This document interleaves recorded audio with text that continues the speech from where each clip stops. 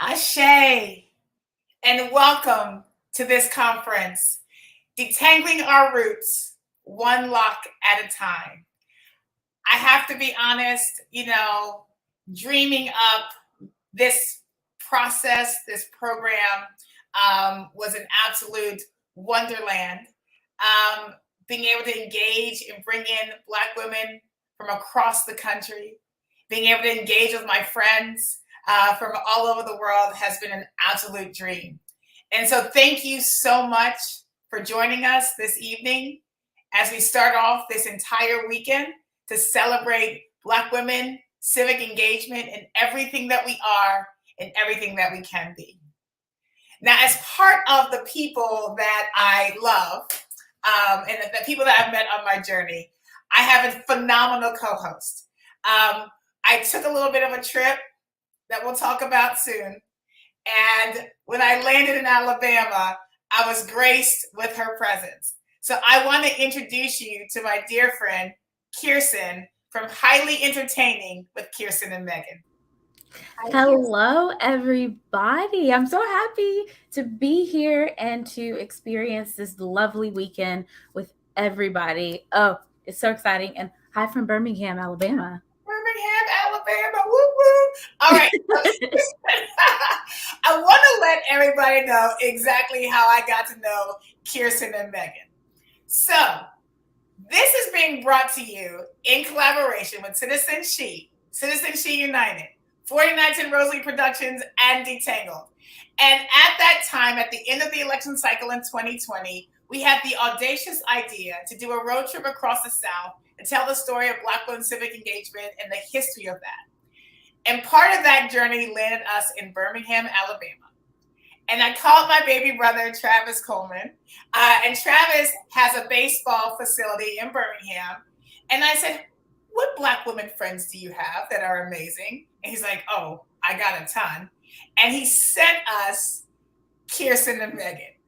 And Keerson, from the moment you all walked in, it was on fire. Can you tell everybody who you are and what is Highly Entertaining with Keerson and Megan?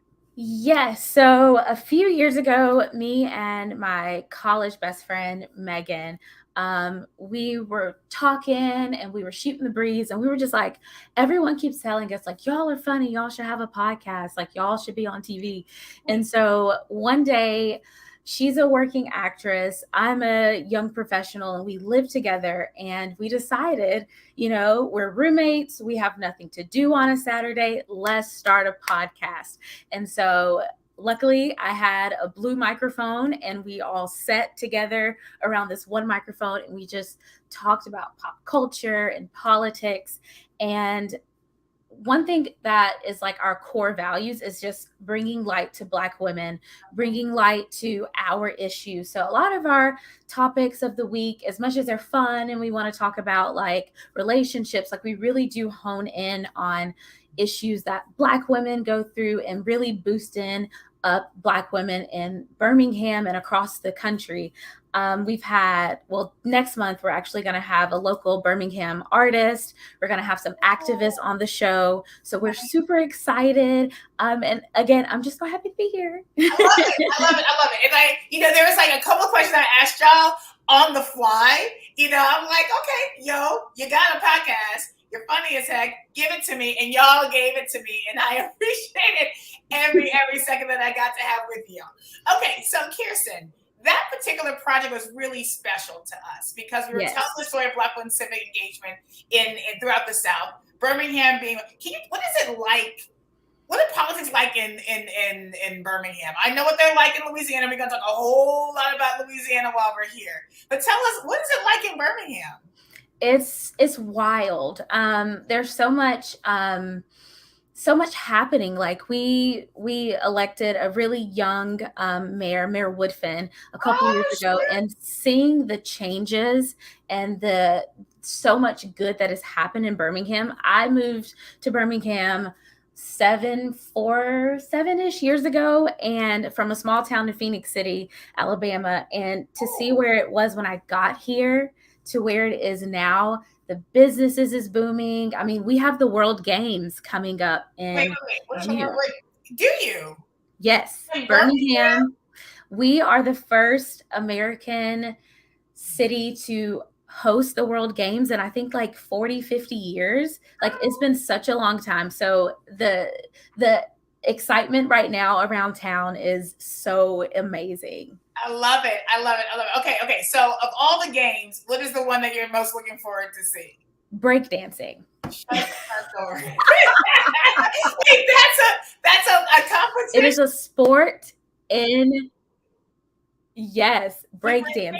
And first of all, I think I can pop and lock just a little bit, but to see the professionals do it, I'm so excited. Like I'm gonna volunteer so I can like sneak in. I do want to see sumo wrestling too. I want to see the women's sumo wrestling. That seems interesting, fun. Ooh, it's exciting. Okay, so we gonna live in the fact that there's a thing called female sumo wrestling. I love it. So speaking of that project that we met on, Detangling the South, want to remind everybody tonight, you get to see the first episode. Ooh. New Orleans. I tell you, the crazy thing, Keerson, is that project started off with my desire just to have a bunch of Facebook Lives. I'm like, if we take a van and go across the South in these historic places, telling Black women and discussing them, it'll help them show up to vote, won't it? And my amazing partner, Damien, was like, nah, actually, this should be a movie. And then next thing you know, we have a 5-part docuseries. And so we have a story, a film about each city. And as I'm watching this process, because this was 2020, so now we're in 2022, watching the process of this get developed, I've been more and more excited every moment. I finally saw the first episode last night.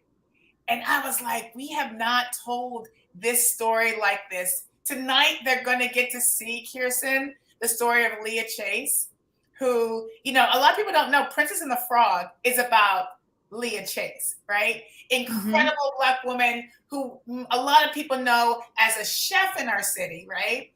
But she was so much more. She fed the movement, right? Obama eats at Dookie Chase restaurant when he comes to the city. And she even checked him on how to eat gumbo, which is in the film too. And so we're going to give New Orleans and the rest of the world the opportunity to see the very first episode, the New Orleans edition. So I want you all to kind of get a little taste, of what they're going to get this evening. So I think we're going to show the trailer, just so that y'all can get a little idea what's coming at you this evening when you all tune in to the first episode.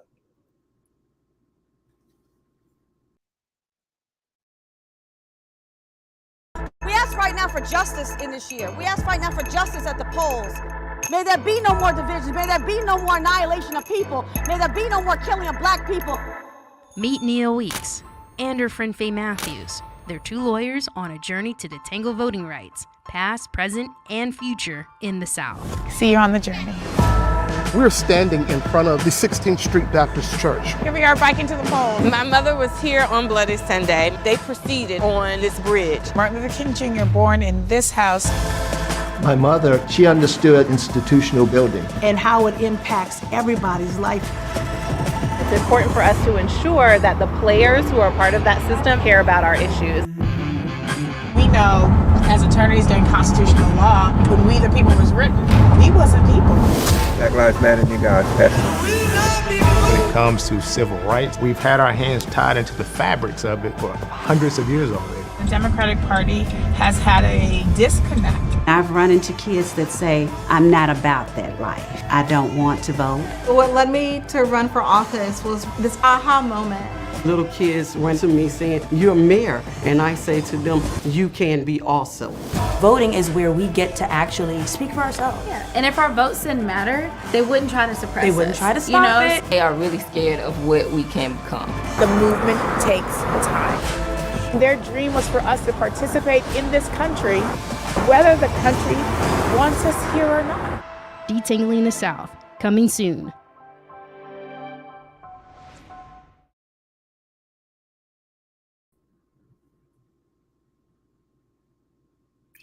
little taste of what's coming at you. You know, that looks so good. Yeah, let me tell you, Keerson, like each phase of watching this thing become, it's like when I have 4 children, so I know what it's like to grow a human being inside your body. So this was similarly situated, right? As we're watching this thing become a thing, a person and a living being, it was exciting to watch each phase, exciting to watch each story told. You saw yourself in there, I did. You're looking bomb, girl. But this reality is that we live in a country and we live in a world that, did not expect for us to move like this. I say it all the time with my students that I teach. When We the People was written, we weren't people. We were They not. We were not included in that. We were, and we're still not completely included. Mm-hmm. I just want to start off and set the tone that we were not. That the Constitution allows for discrimination against anybody who is not a part of the hegemonic culture, right? Yes. Listen, I know that as a legal scholar, right? But what does that feel like, that knowledge, right? What does that experience feel like, even when you don't have that legal knowledge? You're like, no, this box ain't for me. I think this person belongs to somebody else. It's crazy because growing up, we're always taught, especially, in school, pledge allegiance to the flag, the Constitution is for everybody. And then the more that we learn about this country's history and we realize it's not for us, it's not for me. I'm a double minority. I'm African American. I'm a woman. To think how hard we as people had to fight just to get crumbs. We're just asking for a seat at the table. We're not asking to take over. We just want a seat. We just want to be present. So, the Constitution, I feel like it should be rewritten every couple of years because we grow, we evolve. This country has grown and evolved, to see the first African-American president, to see the first African-American vice president woman, we need to be there. We need to be present and here. That's right. Yeah. And I'm so glad you said that, Keerson, about us being present and here, because I think that there's so much fatigue out there battling through spaces that just don't want you there. If I hear somebody's having a party, I want to go. You know what I'm saying? I want to go with the free food and the drinks, the party. You know what I'm saying? I want to rock out. But if I'm not invited, right, I'm not gonna bang my head against the wall to get an invitation. I might throw my own party. I'm not gonna keep banging my head on the wall. And if I'm dangled though a carrot and saying, well, you can get invited if you wear a green shirt tomorrow.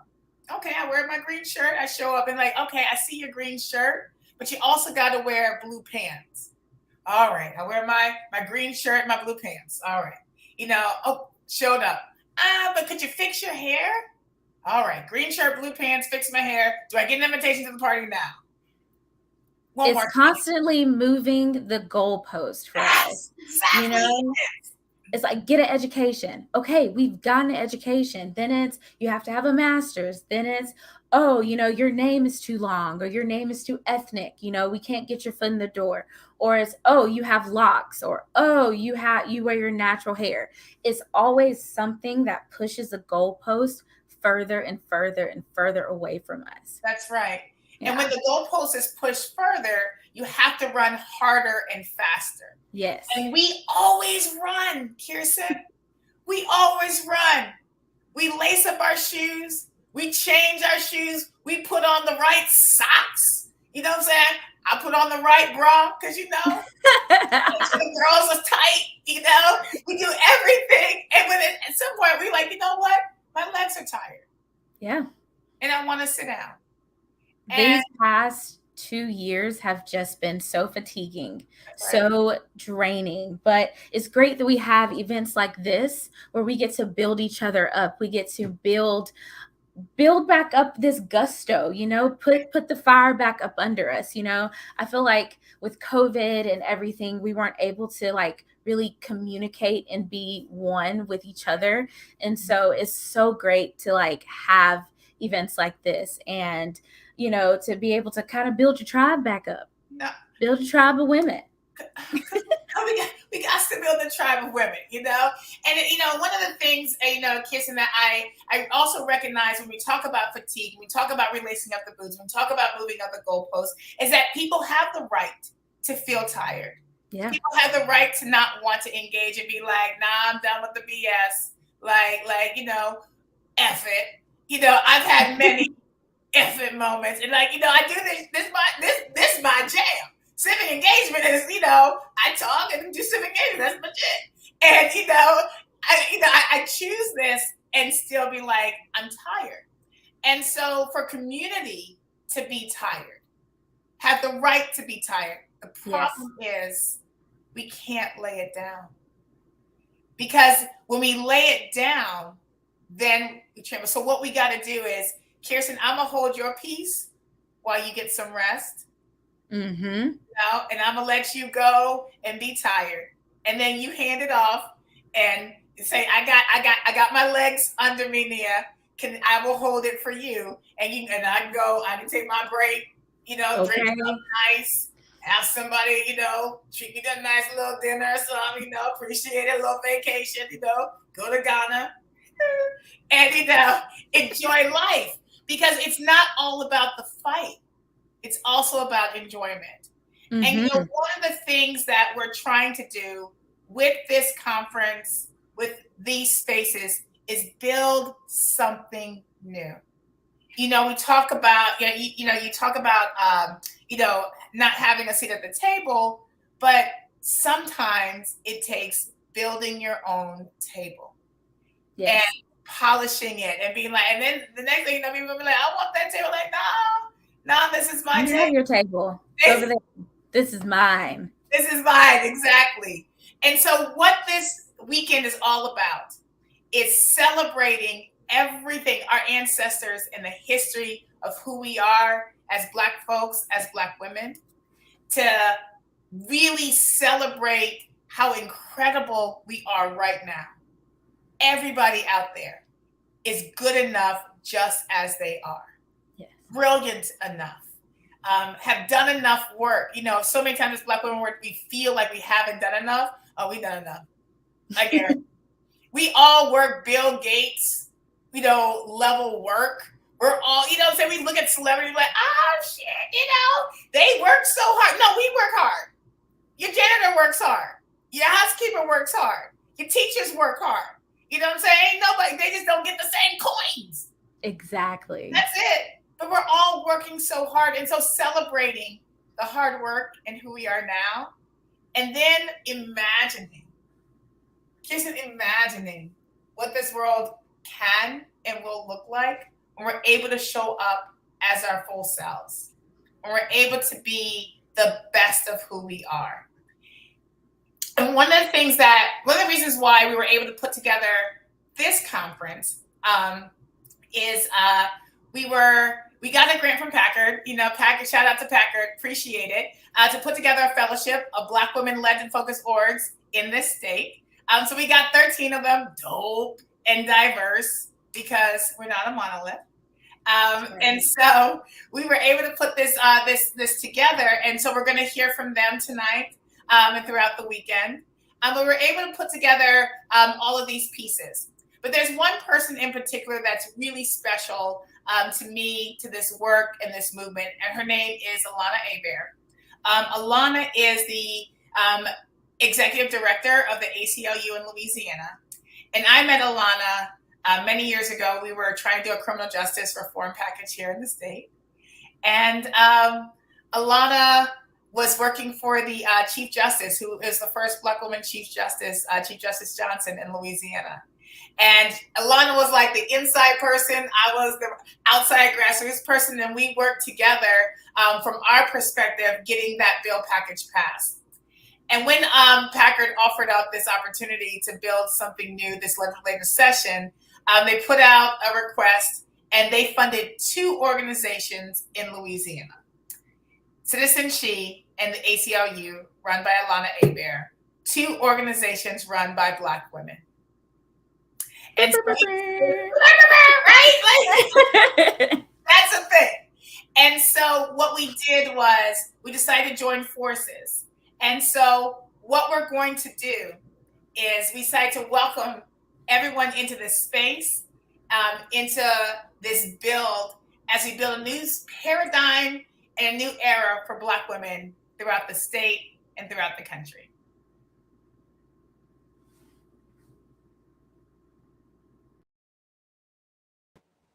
Whatever fortitude exists in this nation was built on the backs of Black women. See, when We the People was written, we were not considered people. Yet despite that reality, we have built coalition that have taken into consideration intersectional issues, infused communal compassion, and with callous hands, we fight daily for our rightful access to the constitutional rights that we were supposed to be afforded, even in the moments when our own mortality is dismissed and ignored.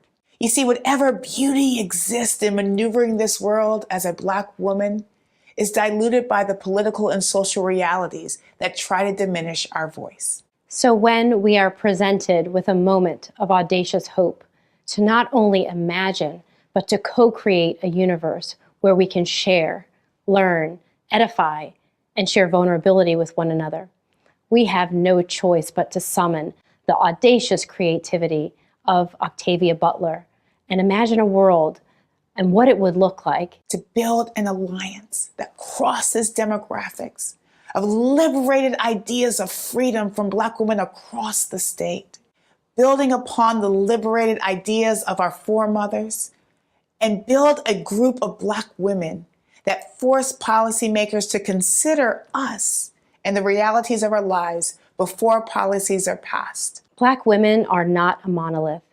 We come in every hue and complexion, our hair every curl pattern or none at all, and our lived experiences as diverse as the plains of the Serengeti.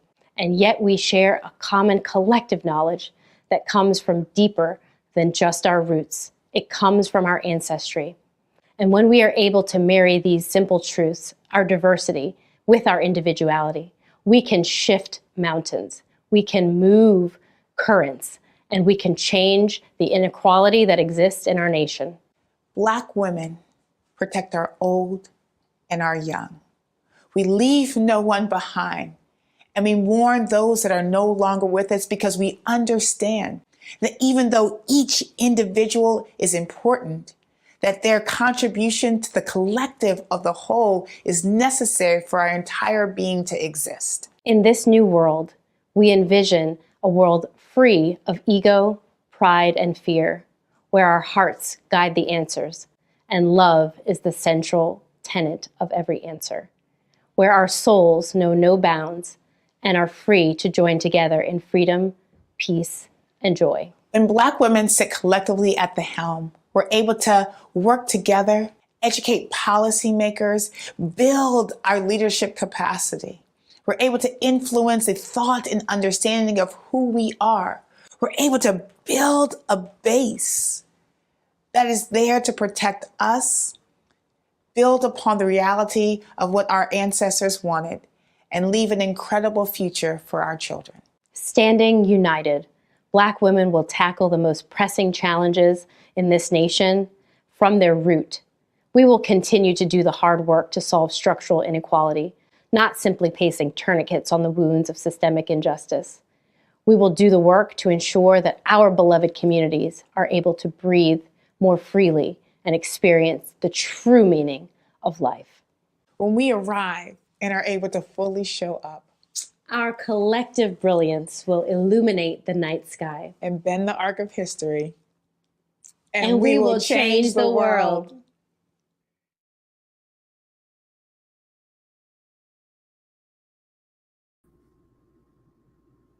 Round of applause. That was so good.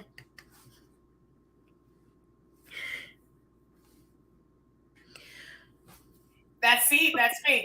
It was really special writing that and building that with Alana. That was just a focal tenet of what we believe and what we're trying to do.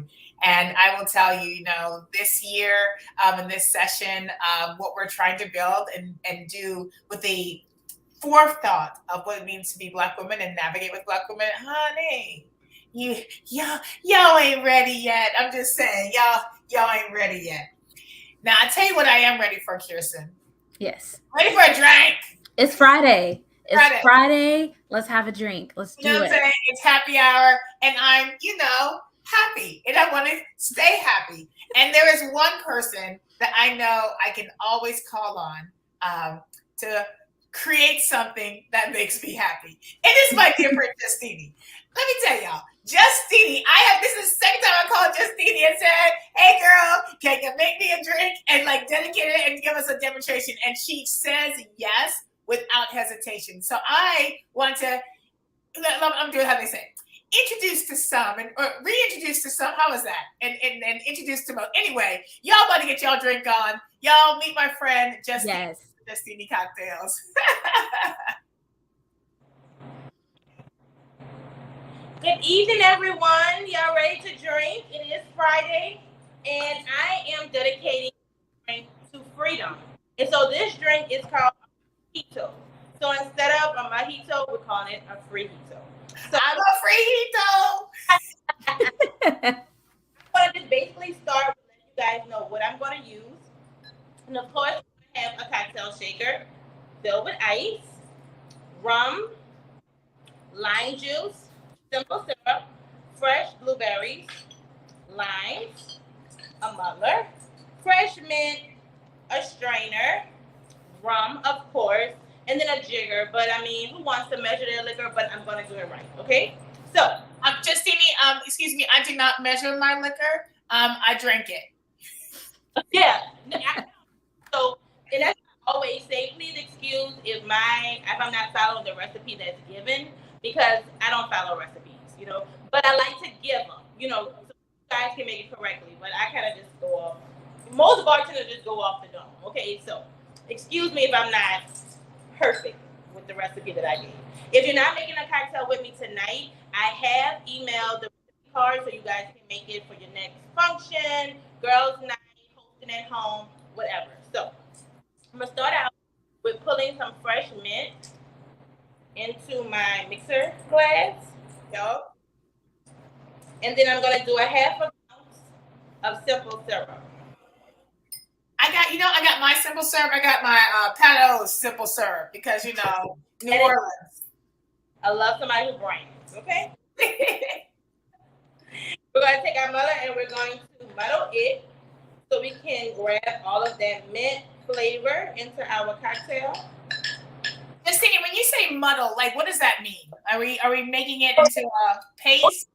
You muddle herbs, so you can get that scent and that flavor. So just by putting the mint as a garnish or just putting it into your drink, you won't taste the mint like you're supposed to. Gotcha. So I'm gonna also add some blueberries.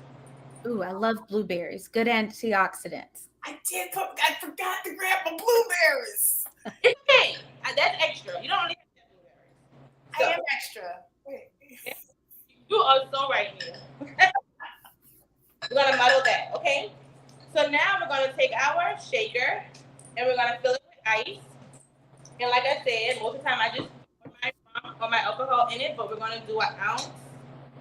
And a jigger is the measuring tool that you use to measure your cocktails. Most of the time we do that just so it can be consistent. Whenever, you know. Then we're gonna do a 1/2 ounce of lime juice. I like the lime juice. And then I also have blueberry liqueur syrup because blueberries really don't have a taste to it. So I'm doing about 4 of that just to give it a little extra flavor. We're gonna pour our mint in there and our blueberries, and we're gonna shake. I'm gonna fake it. I'm gonna fake my shake. So, doing the unusual mojito, and we're doing a free-hito. We're gonna get a champagne flute. We're going to pour it maybe halfway. Oh, that's beautiful. We're going to take some of our mint that was in here, stuff it down in there. And my favorite part, we're going to top it with champagne. So this is a sparkling blueberry mojito. I love it. You know, and I love the champagne part. You know, I'm a French 75 girl myself. Oh, yes. I'm anything with bubbles. Yes. Yes. Yes. Now, Justine, you know, as a mixologist, you know, I appreciate you. You come up with some really incredible recipes. When you were thinking about doing a drink centered around freedom and Black women, what made you come up with these ingredients and put it this way? Well, a mojito is very refreshing. And I think as Black women, we're very refreshing. That's right. Champagne, like you say, is extra. Blueberries is extra, and we are extra. So just kind of putting a twist and turn to a classic cocktail. And I think we put that twist and that turn, we add the bubbles to any situation that we're in. I love that. I love that. Justine, you know, what is your favorite? Because, you know, you rock with Black women. Like, the Black women that I know rock with Black women hard. Deal with Black women, yes. Yes. What is your favorite thing about Black women and your favorite thing about being a Black woman? I think my favorite thing about Black women is that first of all, we're beautiful. And I think I say this every day. Like, every time I pass a Black woman, I'm like, Lord, she's beautiful. And then if I go to the next Black woman, I'm like, damn, she's beautiful too. But she looks totally different from that woman. I'm like, God damn, like, you see why we are such a target, because we are a force. You know what I'm saying? And so by me loving Black women, it's like we are so different, from skin color to hair, talents, gifts. We're everything. You know what I'm saying? And to hear Black women's stories and still see how much we're on top, it's like, God, somebody, it leaves me speechless. That's so real. You know, I have a question for you too, because you are a small business owner. And you know, as a Black woman business owner in this society, you know, we talk about economic inequity as being one of the top tenets that, like, you know, Black women in Louisiana, right? So let's just go back to the wage gap, right? The wage gap is, you know, how much money, you know, everyone else makes compared to white men, basically. You know, Black men make 77 cents, white women make 67 cents. Black women on average across the country make less than 50 cents, but in Louisiana, Black women make 43 cents, 47 to 43 cents. It's the largest wage gap in the entire country, right? So for those of us that are small business owners and Black women, like, we're fighting a lot. What is it like being a small business owner in the state that has the largest wage gap in the whole country? Well, one, when you're saying that, all I was thinking, honestly, is that that's why I bartend. Because once you're drunk, nobody cares about the color of your skin.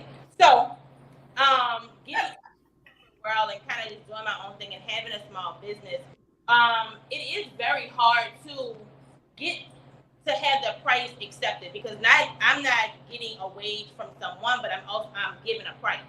And they are skeptical, like, oh my God, you charge that much? And I'm like, yeah, this is what I charge. I'm not saying it's much, but this is what I charge. And so I do get that a lot. And so what I've realized is that I had to tell myself this, so it's just me telling myself that everyone's not going to be your client, and it is what it is, you know? And so as many no's as I get so many yes.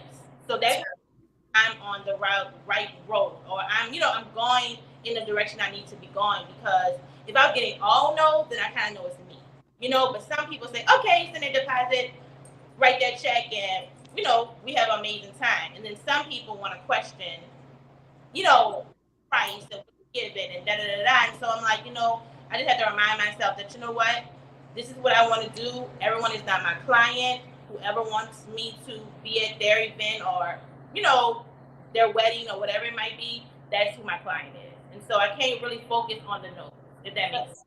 No, that makes perfect sense. And you know, one thing that is similarly situated with you and Keerson and myself, but I'm stepping away from that part of the conversation because I want to hear from you guys, is that you all came up with ideas, right? Keerson with the podcast, you with Justini Cocktails and everything you all navigated. You all have come up with these ideas and manifested your ideas regardless of what society says about Black women, which is to be celebrated and incredible.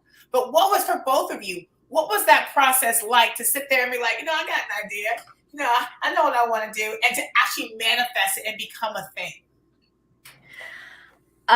For me, I mean, it was my mom. My mom was the person that pushed me to really think big, to think, do what you want to do. If you're going to do it, give it 110% or don't do it at all. So when Megan and I came up with the concept for the podcast, it was just something that we knew that we were passionate about. Like, we're passionate about women, and specifically Black women. We're so passionate about driving us to be the forefront, to be, you know, to be seen. And so with that, the passion just like drug us to continue to do episode after episode. And there's been trials and tribulations, but you know, it's so worth it. Justini, you, I would love to hear what that process was like for you. I think my process was the same, just like Keerson, and mine was more of my dad. He has an entrepreneur spirit, and it doesn't matter if I want to have a barbershop on Mars. He's going to be like, this is what you have to do this barbershop on Mars. So I constantly grew up with that support, you know, and so my mom is more of a safe person. And one day I was out and someone said, yeah, your mama said you're doing so good with Justini, and this was in stages. And I'm like, wait, hold on, my mama bragging? I might be up to something. Love it. That is kind of what kept me going, and I had to get out the corporate world. Like, I have an HR background, and there was no way, you know, and everybody's different, but I know for me, that just could not have been my day to day. Like, it couldn't be. And so I love the women, and I always love women, always love girls, and I always try to figure out what could I do, you know, to make money, but, you know, incorporate women. And so Justini is kind of how I brought it together. And, you know, I feel like once you have a drink, you open up, and Black women, we aren't as open. We're getting better, of course, but when I started, we kind of shut down a lot, especially when around a lot of Black women. And so once I started kind of incorporating drinks with events and women, it just became like a community. And so my process was just the same as Keerson, just having that support and just kind of knowing that, like she said, it's about passion, because you can, believe me, you can say forget it, you know, but if the passion is there, you're like, with the things that have happened to me, I'm like, I would thought it would have broke me down more, but it put more fire in me to like really see how far I could go, you know. I love it. Justini, before we do our toast, I have one last question for you. It's my question I ask everybody. Gonna get this question. The gird your loins, guys, because everybody gonna get this question. Justini, if you had a message, a love letter to Black women out there, especially young Black women that are sitting right there with an idea, wanting to be something different than where they are, what's your love letter? What is your piece of advice? I feel like it's so cliche, but think big. Like, think bigger than me, you know, because I feel like the one thing I would have changed with my process is me thinking on a smaller scale, just because it wasn't something that already existed, really, you know. Of course, there's caterers, you know, don't get me wrong, but to kind of actually go outside of the catering world, I never really big. Like, of course, now my thoughts are huge, but it's hard to get out that box. So don't think about that ultimate goal, and that's how you start. Don't start thinking small. Start thinking big, and just like, I don't want to say the word F word, but forget everything or everybody who doesn't believe in it. And I feel like it's so cliche and people say it all the time, but think big and just do it. I love it. Just do it. You know what I'm saying? Like, I think we're going to take that and just do it. Just do it. Because I completely agree. If you're that passionate about it, just do it. Just do it. I love it. All right, we're going to go ahead and make this toast. You know, so I want us to raise our glasses to our ancestors, giving homage to everything that they built us up to be. I want us to raise our glasses to all the Black women in the present, where we are as we dream and as we build. And I want to raise our glasses to all the Black women yet to be born, all the Black women in our future. You know, that we are building a new paradigm for you, and that you build a new paradigm for those that are coming behind you. So cheers. Cheers. Oh, that's good. Oh, that was good. Yeah.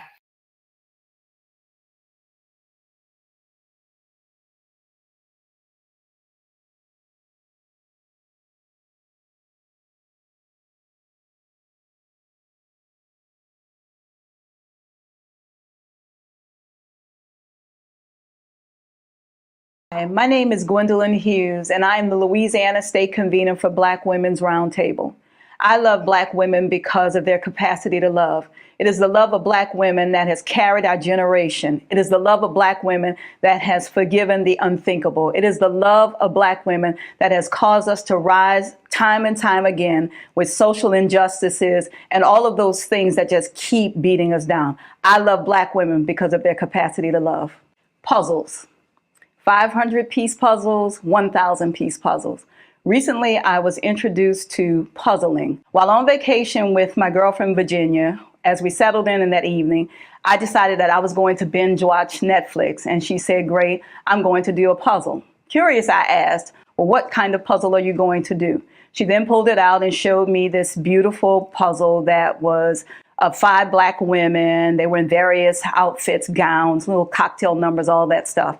And I said, okay, I'll join you. Surprised, she said, really? I said, yeah. So then we started. We poured a couple glasses of wine and changed the lighting and started to puzzle.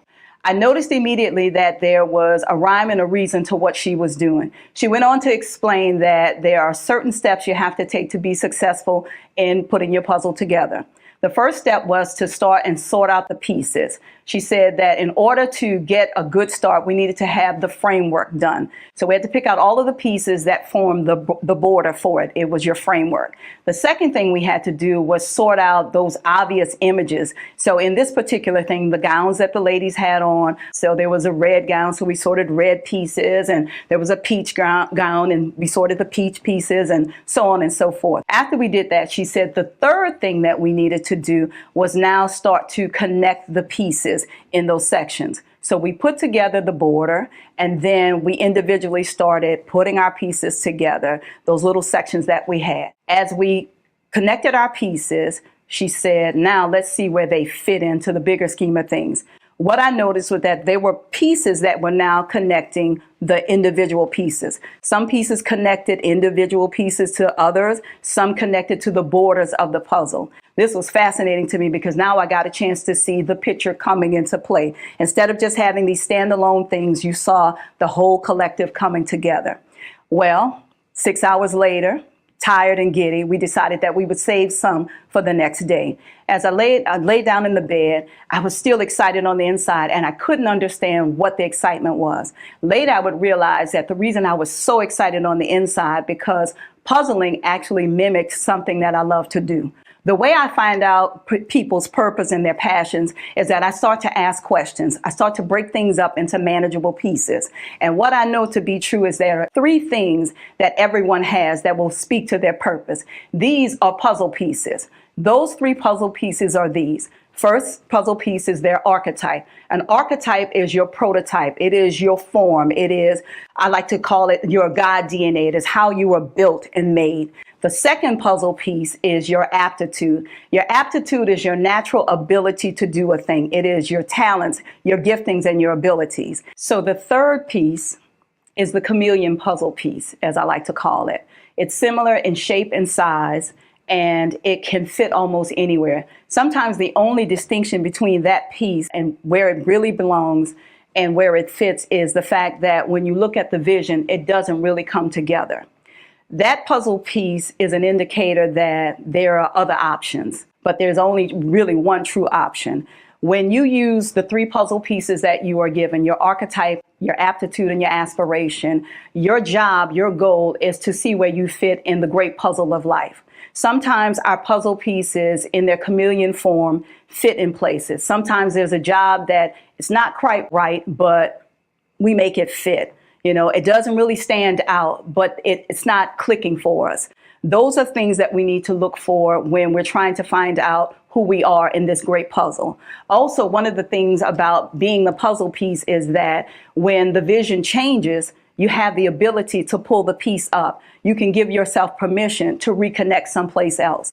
When COVID entered and it shook everything up, people began to realize that their three puzzle pieces could now be arranged somewhere else. People began to realize that they had talents and abilities, and that if they were going to start all over, they were going to do it for themselves. COVID was a level setter, but it also was an equalizer in that we had an opportunity to now reflect on what mattered most. The point of my talk is to say this to you. Like a puzzle, there are three pieces that we all need to connect us to what is best, what is highest for us. There are three things that we should always remember when trying to figure out purpose and trying to follow passion. There is an archetype, there's an aptitude, and there's an aspiration. Use your puzzle pieces to connect to the world. Thank you.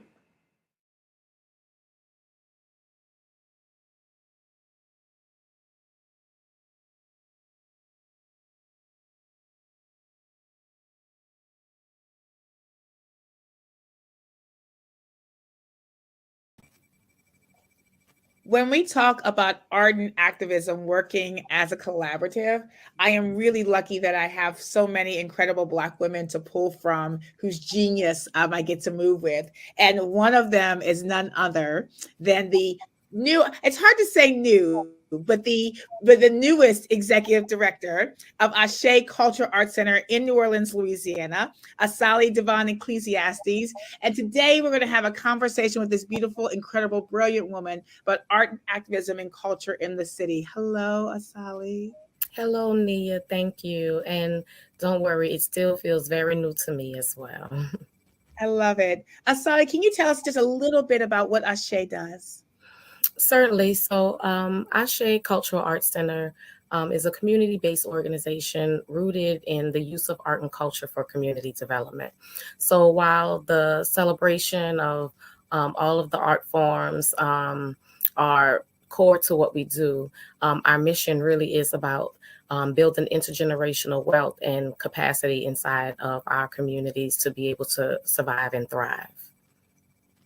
Why is that so important for us to have within our community? Well, because it is continually, constantly, and consistently stripped from our communities as a matter of course by the policies and the politics that guide us every day. Our communities are the ones that austerity measures are implemented against. It's where, fees and fines are mined in order to float city budgets. And it is where the tax bases are most often exploited. And so concentrated prosperity in this country is built upon concentrated disparity in our community. So it is important to have organizations invested in returning that. I love that so much. So how does art and culture infuse itself into policy and and the structure of how the impact of economics in our community? Well, culture includes so many different things, right? Not just what we traditionally think of as the art and culture forms. It's not just the music and the food and the dance and the colors and those things. It's also how we deal with our finances, right? It's part of our culture and our financial and economic health, as well as the environmental health of our communities, as well as our civic engagement, how we engage with our municipalities, how we hold them accountable, how we engage and hold our leaders accountable. So all of that is part of our culture. And so art is, I think, best positioned in society, because I think artists are our most trusted messengers, right? And we certainly see that illustrated in the health field right now. Your doctor and your scientists can't tell nobody nothing, right? It causes all kinds of, unwarranted backlash, but that's just where we are. But here we find our artists are our trusted messengers. People, can believe what they say because they share their experiences. And so we're trying to empower our artists, in all of those areas, in health, in financial wellness, in housing affordability, in environmental justice, to be able to be good messengers and good stewards of information for their community, and also to spur community to act in ways, meaning to change habits and to introduce new customs and to innovate culture in ways that can change outcomes inside of those policies and laws that we talk about. Ashe has such a beautiful story and a beautiful history.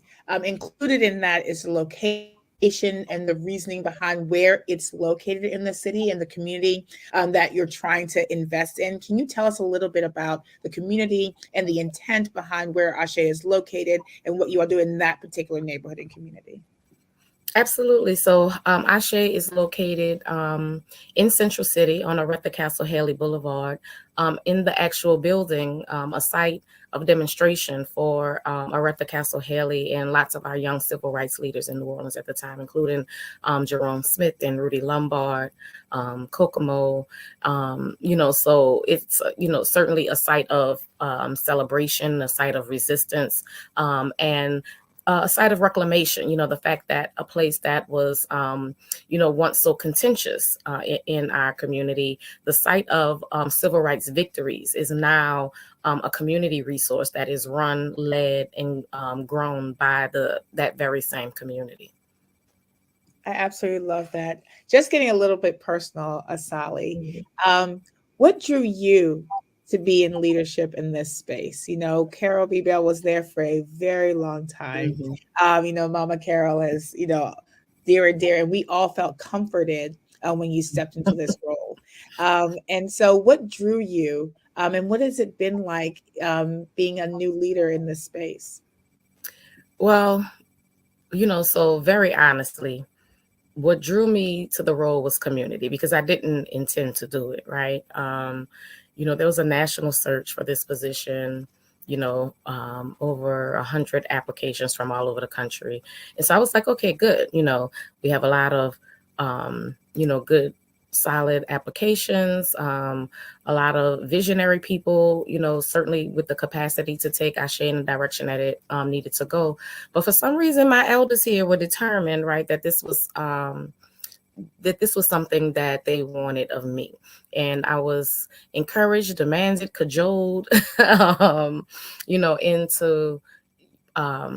submitting a proposal for the role. And even as I did it, honestly, Nia, it was with the, this is, will be much better managed, by someone else, just because, I felt like a lot of times when you have, these deep institutions, meaning deeply rooted in community, that sometimes, it takes a fresh perspective, right, to be able to help that organization reach its next level. And in all honesty, of course, I had other things that I was planning to do. Everyone knows that I was deeply and am still deeply involved in the Culture Innovation District project on Claiborne Avenue, and was intending to, really dedicate my time there. But as I thought about it, and, everybody knows I'm a little bit of an elder worshiper. And so as I, obeyed, it became clearer to me that this was definitely something, because of how the organization was grown and conceived by Mama Carol and Baba Doug, right? That it was important that a certain sense of history, I think, that I represent, as well as a certain sense of the future, is maintained, right, inside of Ashe. So I'm privileged to be able to be in the space. Certainly, Mama Carol's advice to me, because everybody's like, how are you going to fill those shoes? And one thing Mama Carol told me, she said, you don't need to fill my shoes, because, she's 6-something and I'm barely 5 feet tall. She's like, but you can fly. So, don't worry about filling my shoes. Dream, imagine, and go after it. And that's what we've been doing. And it has been the key to our growth and success. So between Ashe, Asali, and the Claiborne, that because I know that project, how much that means to you. Mm-hmm. I'm going to ask you to do what Mama Carol asked you to do. If you could dream, imagine, just live in the space that you love to see, not just for you, but just for all of us in the city when it comes to art and activism, solidifying Black space with both of those projects. Take us on that journey of what that dream looks like. Well, so, all of these dreams are so intertwined, right? Because certainly Mama Carol was involved in the conception of the Claiborne Avenue project. And it is also the realization, right, of a lot of dreams deferred. The Claiborne project initially came into community life in the 50s, right? Not in the 50s, 50 years ago. About 50 years ago, when the interstate was first built, and the 326 Black-owned businesses, that were lost by building that, the 500 live oak trees, the longest stand of live oak trees in North America, the thriving business and community and cultural center that was there. It can't, be erased, right? There is something of it that lives in the culture, in community memory. And so the revival of it, certainly deeply entrenches that same history and those same people and those same movements, of ours that Ashe was able to grow out of and to provide, the respite that this larger Claiborne project calls for. And in the greatest imagination for that project, which is really about, the restoration of resources and intergenerational wealth that was taken, not just from those specific businesses, but from Black communities in general in New Orleans, right? How our policies, the redlining, et cetera, have mined our wealth, our resources, and our access to a quality of life, right?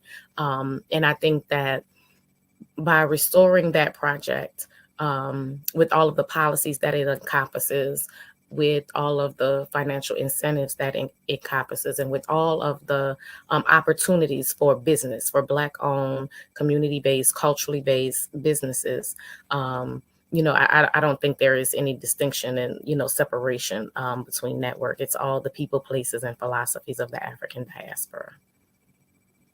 I appreciate you so much, Asali. I have one last question. If you had a message, and I know you do, because you and I have spoken in quite a bit, but a love message to Black women, what would it be?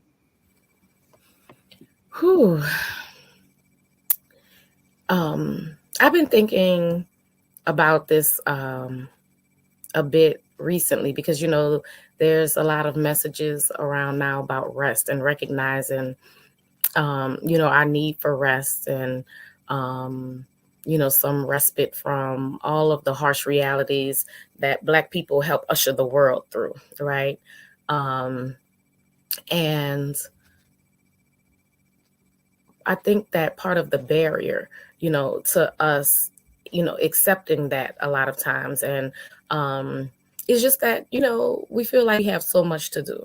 And not we feel like, we know that there are a lot of things that we do and that we take care of that if we didn't do them, just would not get done, would not happen.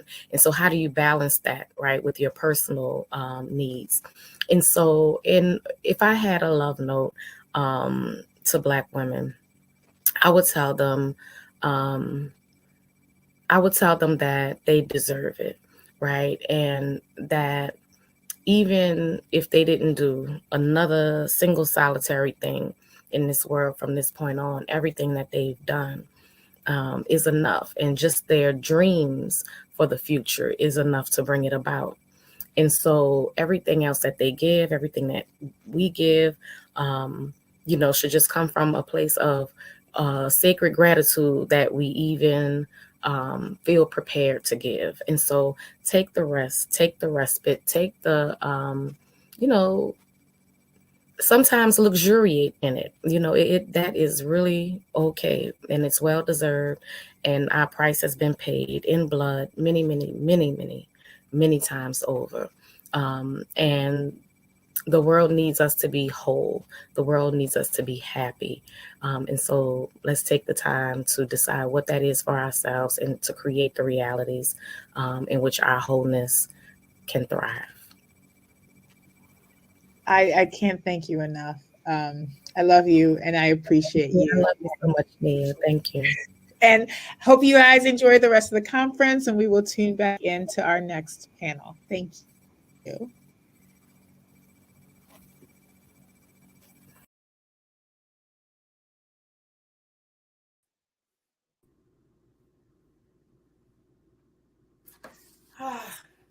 Both Asali and Gwen, man, they gave us a word. And, it just, from two different perspectives with the same heart, that's the thing is we're not a monolith, but we love very similarly.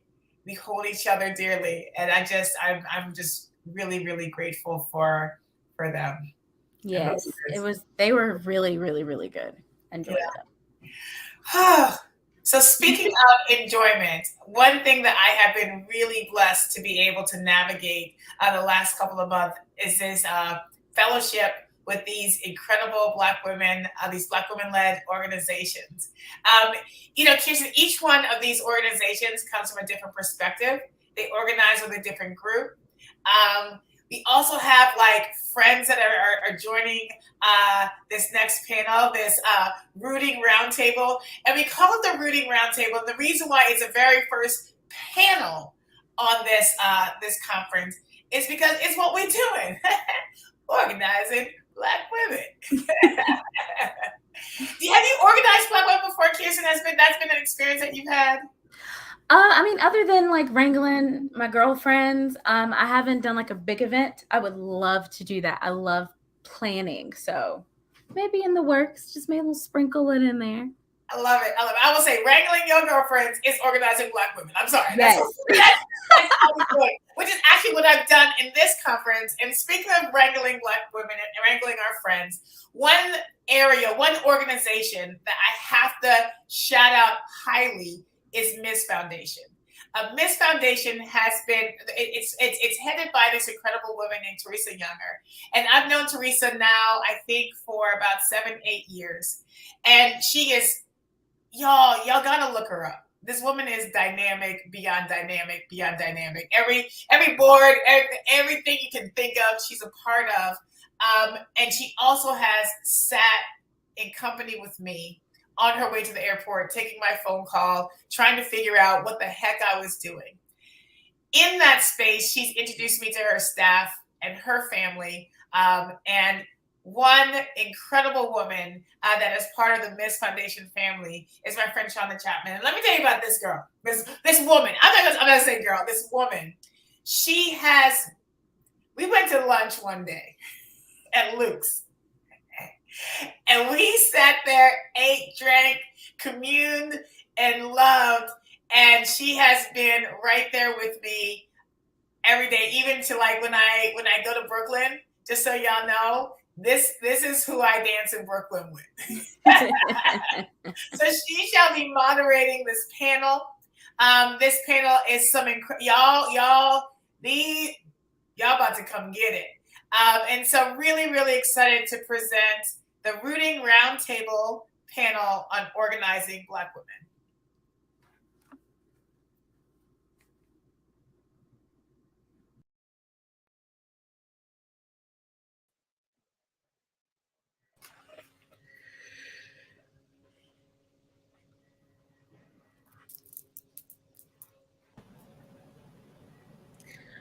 Well, excuse my background. Can you all hear me? Can you hear me? I cannot hear you. Cannot hear me? I hear you, Shonda. Try saying I'm going to log off and I'll log back on. Can you hear that way? I could hear you a second ago and we lost it. So I'm going to log out, but I'm going to log back on.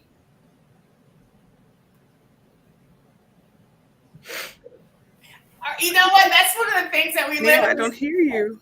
You don't hear me? Yeah, go ahead and log off. I'll hold it down. That's what we do. I hold it.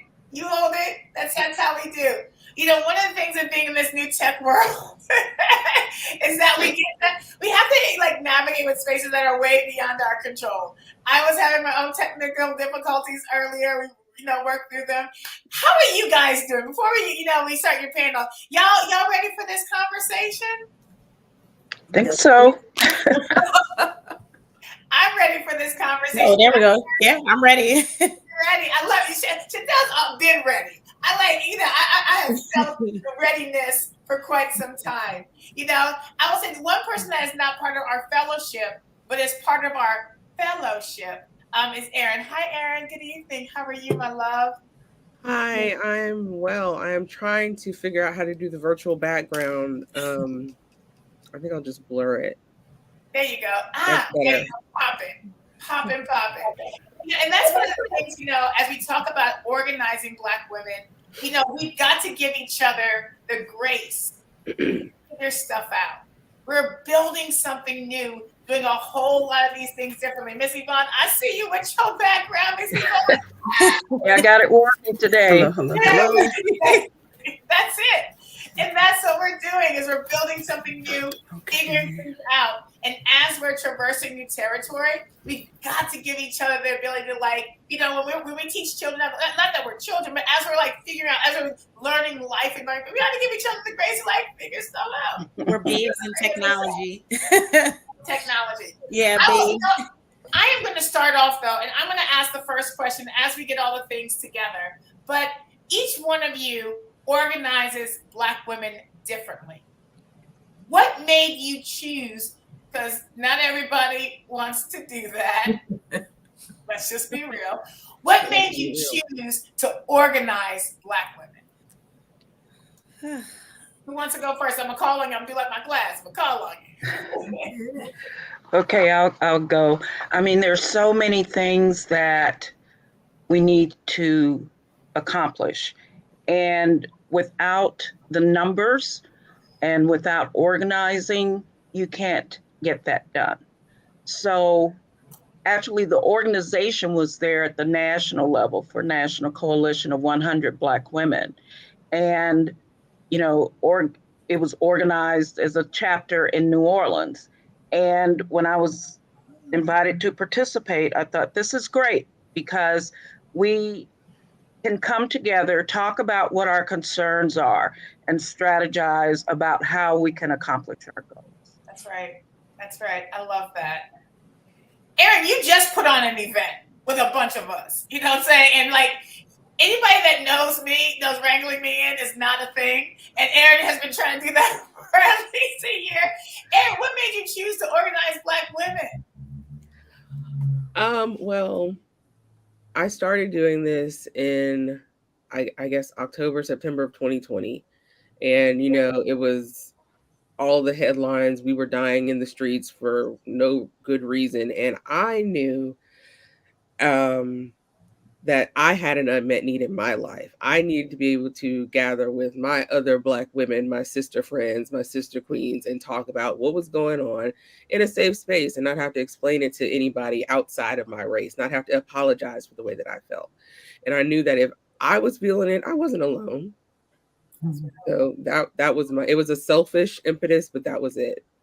I love that. It's not selfish, just so you know. I mean, it's selfish, but not selfish at the same time. So yes, I love that. And I will say, I believe, Chantel, you're similarly situated, but I'm going to ask you a little bit of a different question, right? Is that as we're organizing Black women, because and I want you to tell a little bit of the story of where Proof Harmonia has come from. But as we're organizing Black women, because where you all came from, there were certain things that you had to consider because you were organizing Black women outside of a space that didn't want to organize Black women. So, can you answer both of those questions for us?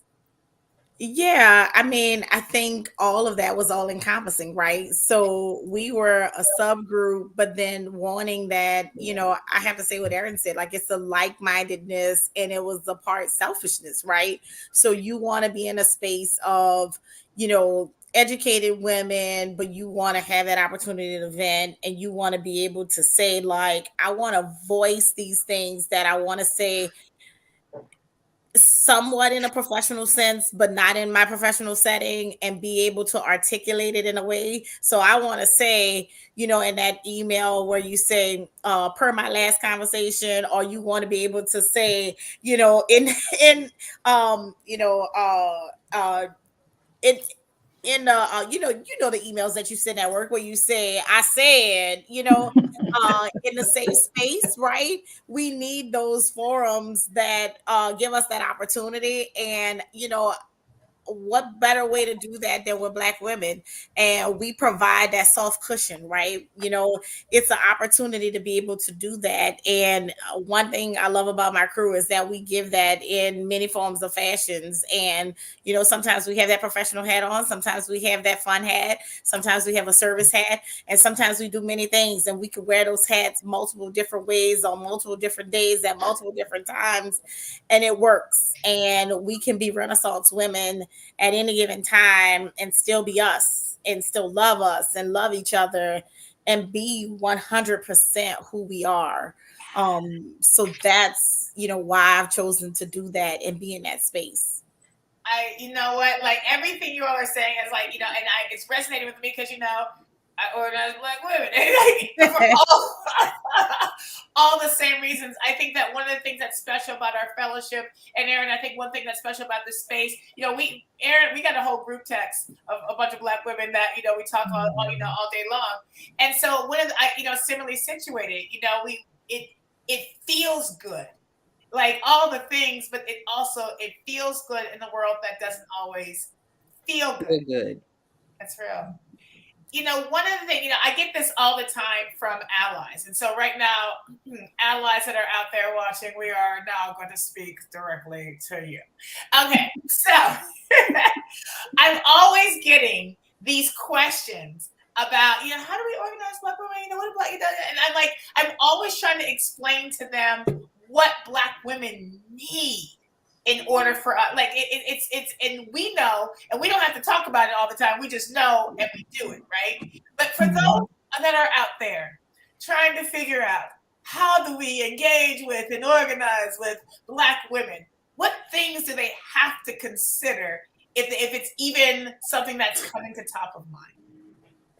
I mean, I think I'll answer if I could go, because, and the reason why I'll go is because we are intertwined with our allies, right? Because Crew of Harmonia is, I'll say, probably 65 to 70% Black women, but the other percent is our allies who speak our language, if I could say. And that's probably the most important thing, is speak our language. We are very direct.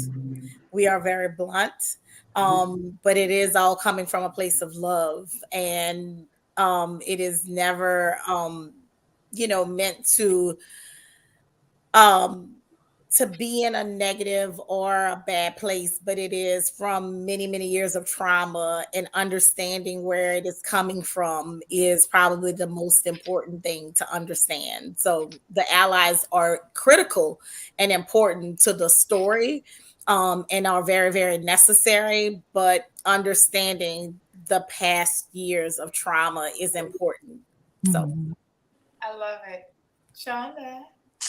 Good evening, everyone. Listen, every now and then, I'm sure you've all had this happen where the tech didn't want to let you be great, right? But the thing about it is, I don't give up like that, tech. Y'all got too many devices around here, and the children's headphones and all the things. So I really want to shout you out for being here, for having me here, and for carrying on as we do, because we get these things done.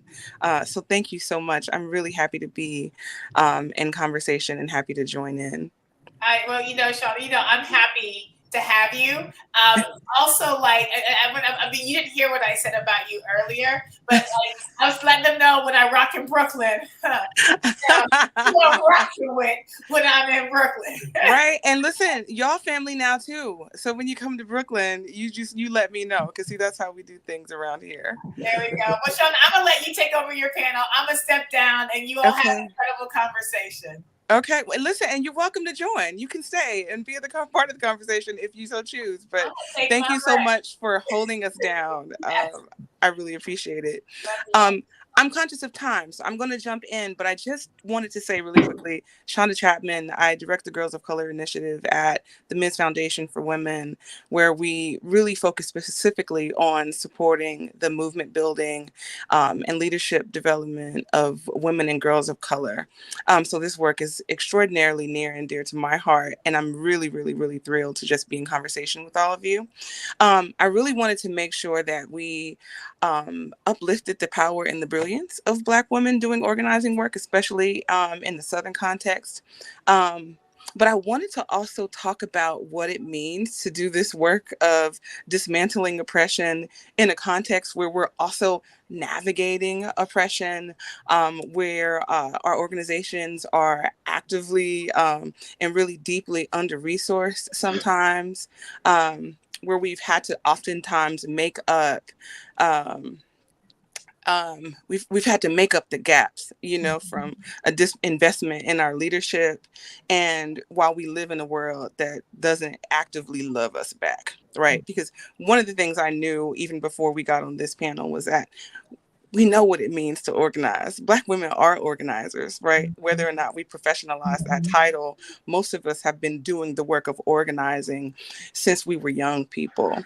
But what does it mean to do this work in a way that we don't have to pay for it with our blood, right? Like, that's the part that I actually would like to focus a little bit on. What are the ways that you are able to sort of navigate this work and not kill yourselves, and what do you need, what do you need, and from whom do you need it to be able to do this work in a way that is sustainable? And I will just jump in if you feel like the spirit is moving you just to have something to say about this one. Okay, well, I'm Gemma, and I would say what helps me be able to do this work is we work as a group. We are the Coalition of 100 Black Women, and we support each other, and that is so important that you get that support from your sisters, and that helps me to stay balanced, because if I'm not able to complete something, I can throw it over to my sister and she would support me. So I think the support from our sisterhood is what helps us to be able to do this work, because as you say, it's work that is not appreciated. Sometimes, most times it's not, but it's work that needs to be done. And we work in the trenches in the advocacy work that we do. So, and I'll throw it over to our president if she would like to continue on that. Thank you. Good evening, ladies. Well, I think with organizing, I can't speak for any other races, but I know with organizing for Black women, it starts probably in the home, because we do so much and we carry so many titles. And so when we have all those titles, we're moms, we're daughters, we're sisters, we're friends, we're confidants, we're co-workers, and we carry a lot of that weight in order to, I think, help other people, but sometimes we put more of the burden on ourselves to make sure someone else is good. So I think in organizing, we as women, we bring that to the table to our organizations, and we want to make sure everybody else is good. We know how to get it all done. We might be weary and tired in doing it, but we know how to make it work, get it done by any means necessary. We know how to improvise. We know how to work with a little budget, even though we really know we need way more than we're working with. But as women and as Black women, we just know how to put it together. And for our organization, we come from different backgrounds, professional backgrounds, but we have one common goal, one mission. And so with all our organizational skills, we just bring that to the forefront and do what needs to be done to make sure our mission is carried out. Larissa, I think you make a really great point there, sort of about getting the work done, sort of even with not enough. I always say that Black women are the queens of making $1 out of 15 cents. But I'd actually like to think about what it would look like to imagine a world that was actually built around the needs of Black women. What would it look like if your organizing work was fully resourced? You know, what would that mean for both your organization? What would that mean for your leadership? And what would that mean for our movements as a whole? The stress levels will go down. You know, I Right. mean, to Lanisa's point, you know, the whole perspective of trying to make the ends meet, right? And filling in that gap. I know that I can speak for all of the ladies here. You fill in the gap with your own funds, right? You are going to make it happen one way or another. It's fundraising, it is, raising funds from the members. Sometimes you're like, oh, I hate to ask them for yet $89. We all fall into that place where it's like, I don't want to ask again, but then you give so much of yourself. So it would mean so much, just not wanting to stretch the dollar so much further. It would just decrease your stress level of having to make that ask again, because you say, you know what, I want to give to this particular fund. You know what, there's maternal child health initiatives that I want to give. There are, these emergencies over here that I want to address. There are, we'd eliminate food insecurity. It's like there's so many different things that we would address and we would support, that we would wave the wand and address them all at one time. I know that those are the things that we would all do all at one time. It would certainly bring us to a place, right, of, I would say, cohesion, right? If we could do it in that place. And I know certainly we would not be, I would say, competing for dollars in that space also, if we could, we weren't in that place of, how do we, to Kirsten's point, making $1 out of 15 cents in every place? Yeah, this one is particularly salient for me as a funder, and I'm constantly sort of aware of both the fact that women of color, Black women especially, are disinvested in, but also the impact of that disinvestment. Like we can say, Black women get, less than, that we get around sort of $2, of I'm messing up the statistic here, but we get less than 6% of philanthropic funding of the total philanthropic funding that happens. And there's a cost for that, right? And so as a funder, I think one of the things that we have to look at is, what is that cost? And what is that cost, not just to organizations, but what does that cost to individual leaders? What are people having to give up to do this work? And, when I said to folks, once we found out, that Roe was likely to be overturned, I'm like, we did this. Women of color have been telling us what we need for years and years, and women have been out here doing this work. But the cost of not actively investing in women of color's leadership means that we're here having these conversations that we don't have to have. So I wonder, to some degree, and just asking a little bit more around what it would mean to have a world that was built around your needs. What would that mean? And what would you have to be able to actually do the organizing work as you envision it, sort of not necessarily cutting to do the work? Well, I think part of that too is you would have more time to do the things that you need to do. I think one of the issues is we spend so much time trying to figure out how we're going to fund what we need to do that sometimes we're not able to get it all done. And also having that support from others. I think the fact that we can do so much with a nickel that people think that we must be okay. And so we have to let them know that we still really need your support, and your funding. And we need you to help us open the way to what we need to do. The doors are still closed to us in so many areas. And so in addition to the money, we have to get those doors open. We have to get before the right people, and we have to convince them to listen. So, if we could do all of those things and have the money, we would be set. Mm-hmm. Mm-hmm. And I'd like to give you a tangible example. Like, I really thought about it and I really want to give you a tangible example. So, for instance, the investment in investing, say, in my crew, right? Just as an example, the money that's invested in me as a Black woman in building my crew is me addressing an immediate need versus addressing a capital, right, investment. So I don't get investment to address the capital stuff. So I like to buy a building, right, to look at the long term, to look at the 5-10 year investment.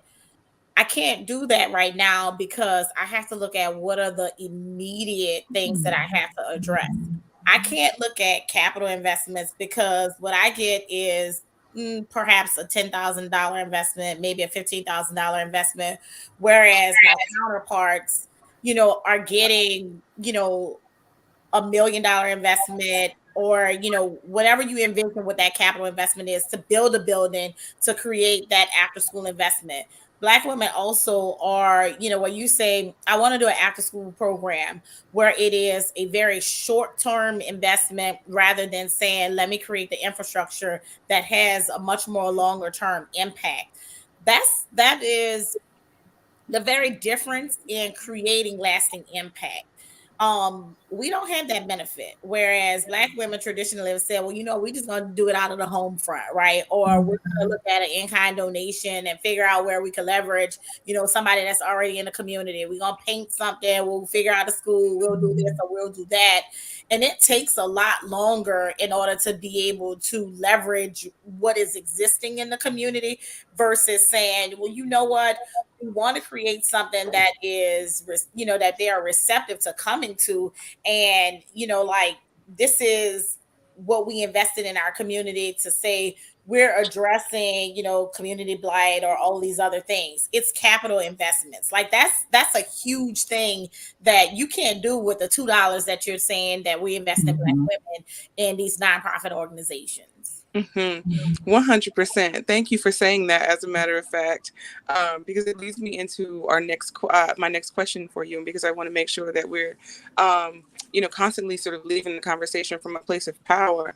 But before I say that, I do want to add just one thing, because I know that Black women, we've been socialized to ask for just enough to not be an inconvenience. Just enough to not invite additional scrutiny. And I think for us to be able to really envision a world that's built around our needs, we have to stop seeing our needs as indulgences to some degree. We deserve to live just as good of a life as anyone else. We deserve to do this work from a place of healing and from wholeness. And that means sort of reframing what we think is enough. And I say now, if you need 10, don't ask for 5, ask for 20. So we need to make sure that our organizations are resourced, that our wellness is resourced constantly, because what happens is we get to the finish line and then we have to lay it down and we can't go any further. And I'm tired of seeing our leaders fall down. So thank you for those. Thank you for those statements. The one thing, and I apologize for not calling on each of you individually. I can't see you. Remember, my tech won't allow me to be great. So I'm going to just let you jump in here. But I want to, 2 things. All right. If you could, each of you just quickly go around and tell me, one, what do we need? What do Black women need from our allies to show up for us? And what's your message to Black women? What do you want to leave with our panelists, with our invited guests? What do you want to leave each of our panelists? What note do we want to leave on? So when it comes to allies, I feel that we need people who are not going to just sit on the sidelines and watch and be silent. We need people who are willing to stick out their necks and call out their own people who are doing these wrongs, who are, their friends, their co-workers, whomever it is, and not just come to you after the fact and say, "Oh my gosh, that's so terrible. I'm so sorry." And I have a friend who was in a situation, and it was actually an ally who called the situation to the attention of the higher ups. And that's what made me think like it had to be really serious for somebody from a outside of the situation. She never said anything to come to the forefront and speak out on it. And we need more people like that. Okay, well, I'll speak. For me, I want our allies to not have ulterior motives, because I find sometimes we get help, but there's a reason why they're helping us. So the ulterior motive, just help us because we are in that space where it's that time, and not have an expectation of something else. Right. I agree with that because we want people who are going to advocate and, first of all, listen to what we're saying that we need and what we need for them to do to help us. Sometimes they have the allies may have their own agenda or their own thoughts about what's really needed, but we need them to listen to us and to give us assistance and not try to take it over. Because I find that occurs sometimes as well. They say, "Oh, well, look, we know what you need to do to get it done," and then they want to take it over. No, we need you to help us and, participate, but don't try to take it over. Great. For me, it's having access to information and resources at the same time as everybody else. Sometimes I think I'm coming across a pot of gold when I find out something, and it has been out there for a while. So sometimes you're coming on the back end of something that's ending. But to be able to have that information that can help your organization or the resources, by the time you find out about it, it's been drained or it's coming to an end. So just being able to, when everybody else has that initial foot in the door, that we have that same access to that particular program or those resources at the same time.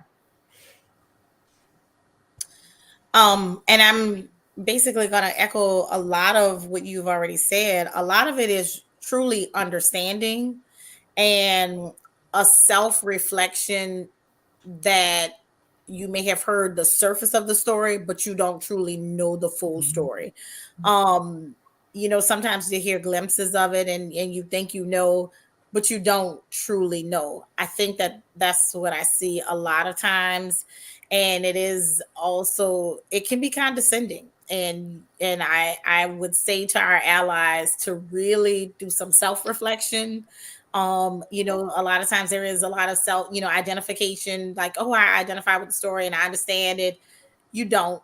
Listen, be respectful, and be real thoughtful about, you heard it, listen to it, be respectful, but then you still don't understand the depth of it, because again, I said it a little bit earlier, but there is a lot of trauma. There is a considerable amount, and there is still yet that we are learning about ourselves.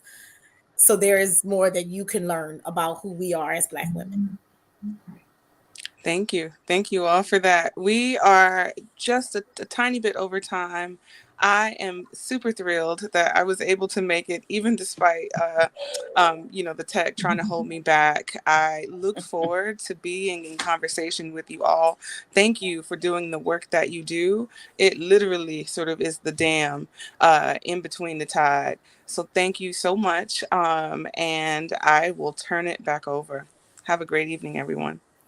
You too. Thank you. Thank you.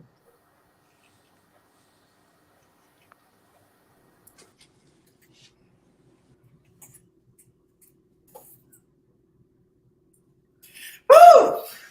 Ooh, that was good. That was so good, right?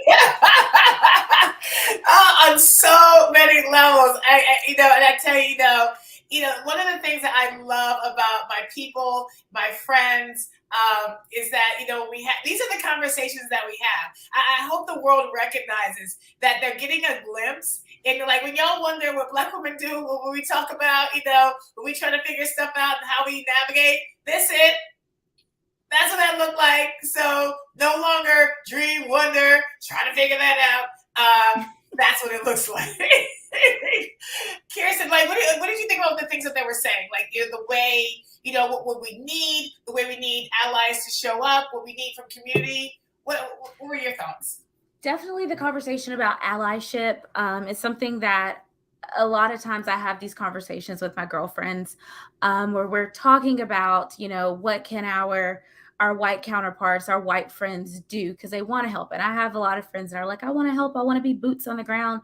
But a lot of times it's just, y'all got to know what to do and what not to do, where to let us lead.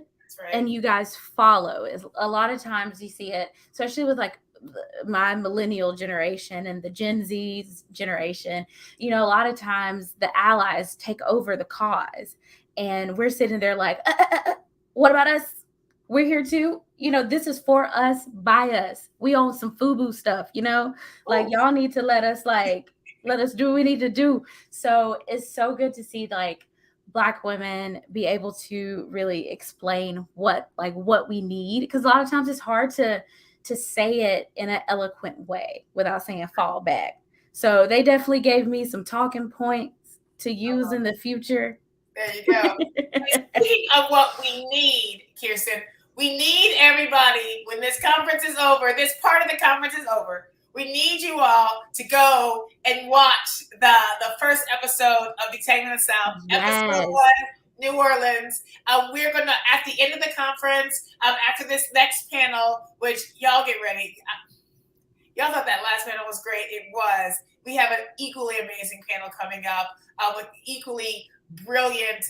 And one thing I also have to say is like, I want y'all to also recognize the vulnerability that these Black women are coming up with, that they are, giving you a glimpse into their soul and heart with a hope that we are building a new paradigm, with the hope that they're seen and valued. And so, really appreciating that. So at the end of the next amazing panel on mentoring Black girls, we're going to log off and then hop right back on all the same channels because we are going to be watching the first episode, Detangling the South. This is not the one that Keerson is in, but Keerson, you were in episode 2. No, you're in episode 3, Selma. So I know you're in Birmingham, but we're going from Birmingham to Selma.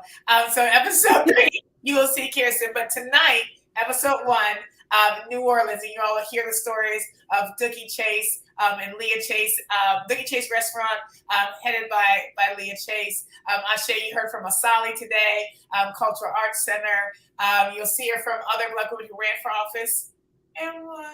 Because, ain't nothing like winning from office. And speaking of winning, before we begin this panel on mentoring Black girls, there's one member of our cohort that does a special kind of mentorship with some really special Black girls in our community.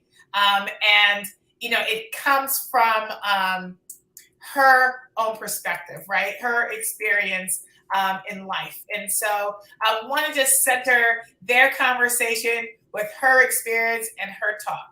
And so, we're going to have her and then we're going to go right into mentoring Black girls.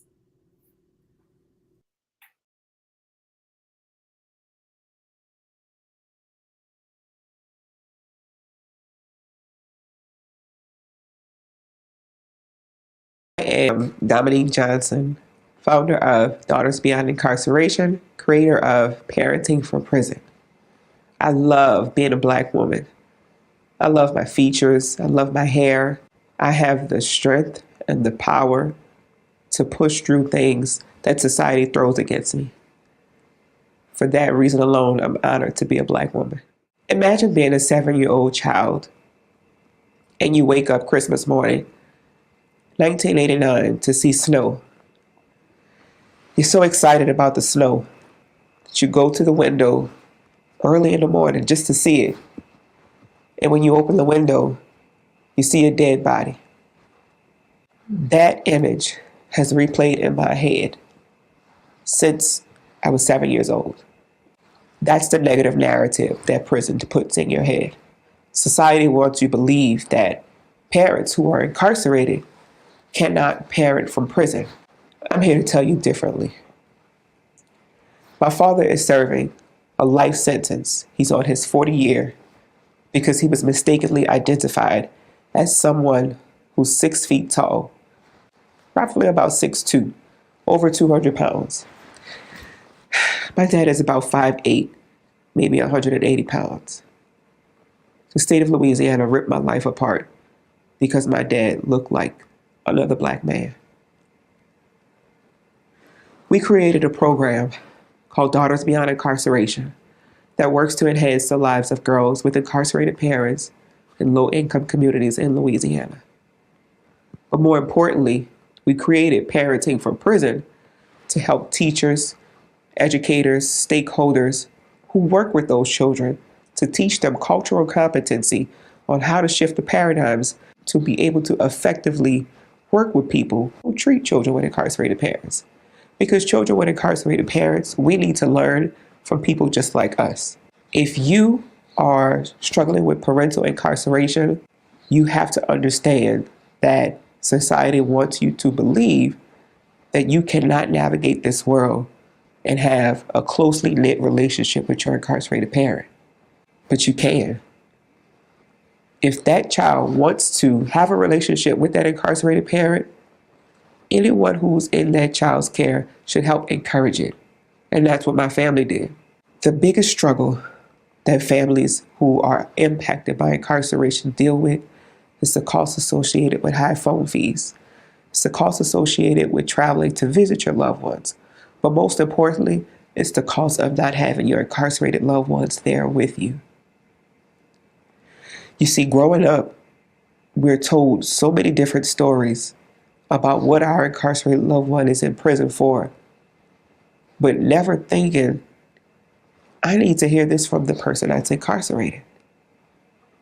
But if you have no experience or no knowledge working with someone who's currently or formerly incarcerated, then how would you know that it's a struggle for them to explain to you why they are wrongfully arrested or why they're arrested for any reason? Because it is. My dad struggled for 25 years to tell me that a white woman accused him of rape.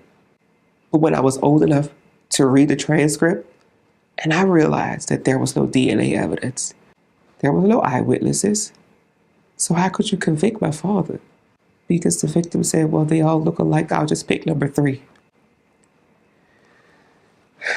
And so you live that life with the narrative that things are not fair for Black people. And so what my dad did, he encouraged me to create a program that teaches people how to strategically teach children who are impacted by incarceration. And that's teaching them how to deal with their triggers. That's teaching them how to deal with their emotions. And that's also teaching them how to learn from people who are currently and formerly incarcerated, understanding the way their mind works. Because if you are able to navigate life while incarcerated and you come home and you're able to build a stable life, you are extremely powerful. Just think about that. So for a minute, you have society telling you that, yes, we understand that incarceration leaves a negative impact on people. And you know that when you incarcerate a person, you incarcerate the entire family, but there's no accountability. There's no one taking accountability for the children that they leave behind when they incarcerate a person. That's where we come into play. We help people become advocates so that they can fight the system to change the way people who are impacted by incarceration operate.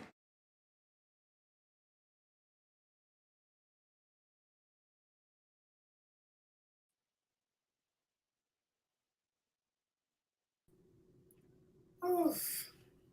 Every time, I hear Dominique talk, every time we're in community, she shows up every time, every time there's some, she right there, she bringing her girls, right there, whatever it is. It says Thea's got a crazy idea. She's right there, right? Like crazy ideas. But like, 'cause she's a brilliant, idiot herself, and like her words and her thoughts, and it's always everything. And so, really, a true blessing to hear from her. And so, I just want to thank her. And you got to hear from her again on this next panel. Yes. So, organizing Black girls. I'm a mama, Keerson. I got 3 Black girls myself. I got 1 son, 3 daughters, and organizing them, as a family is a thing. And I'm going to shout out Taylor, because my son, I'm always talking about Black women and girls, and Taylor's always like, I'm here too. Also part of the reason why there's, one member on our panel, Dr. Alicia Reed, who also is organizing, does some incredible things with her Black son, as a mom, as a newly single mom, raising this beautiful Black boy, and just really giving him so many true gifts from her perspective. So, we're going to get into a real contextualized conversation in a little bit, but the moderator for this panel is my friend, Fanika Miller. Now, I tell you, Fanika is one of those friends, that you can call on, and she calls on you, and you do stuff together. She is with the Southern Black Girls and Women's Consortium, and so we've done a couple of things together. There's a couple of spaces where we connected. A couple, she's also, one of my friends outside of New Orleans that we've navigated with. But we did something this summer. We did a little bit of a road trip. We went with Black Voters Matter on a reverse freedom ride.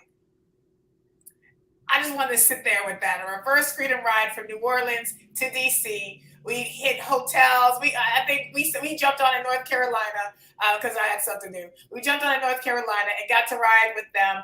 And when I showed up with my 2 daughters, we really had no plan. Our only plan was to show up. We didn't know what hotel was where, nothing. And within 2 hours, they had an Auntie Fanika that was feeding them, giving them a place to stay. I'm saying? Giving them T-shirts. I don't know what they kept coming up with some stuff. And now they wear the T-shirt, I'm a Southern Black girl because Auntie Fanika gave them a T-shirt that says I'm a Southern Black girl. And so really excited to have her moderate this panel. Really excited to bring up these women who are doing some incredible work. Michelle Craig is doing some incredible work with dismantling ideas on corporate work with Black women and girls. Dominique's doing incredible work. Y'all about to get another word. So excited to bring in Tending Our Gardens and Mentoring Black Girls panel.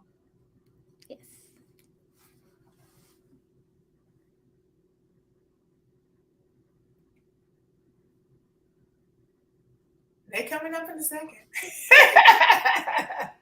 Well, while we wait, just remember the first episode of Detangling Our Roots premiered tonight at 8:30. And I will tell you, the exciting part about having this thing premiere tonight, because of this, is we decided that we're gonna, we have 2 films that we're gonna be showing throughout the conference, right? And so we've got this one, Detangling the South, and on Sunday we're gonna be showing our Free to Be Free film that's been going all over.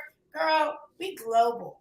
Okay, we decided to tell this story of Black women and girls and natural hairstyles and what is happening with the discrimination that's around our hair. The reality is that natural hair discrimination it has been around for quite some time, and there's a thing called people have heard of the Crown Act, and the Crown Act is trying to put together a law that pushes back against the discrimination of Black women and girls' hair, and that is what we've been doing. And so we put together a film, a story about those efforts, many stories about that coming from Black women across the state. We started off in New Orleans with Gus Bennett and took a bunch of pictures, lovely pictures of Black women and girls, and made 3 films about that. And then we went to Shreveport and Baton Rouge and did the same thing. Interviewed those women, took pictures, and we put together a whole mini movie. And really, the whole point of the mini movie is for us to organize.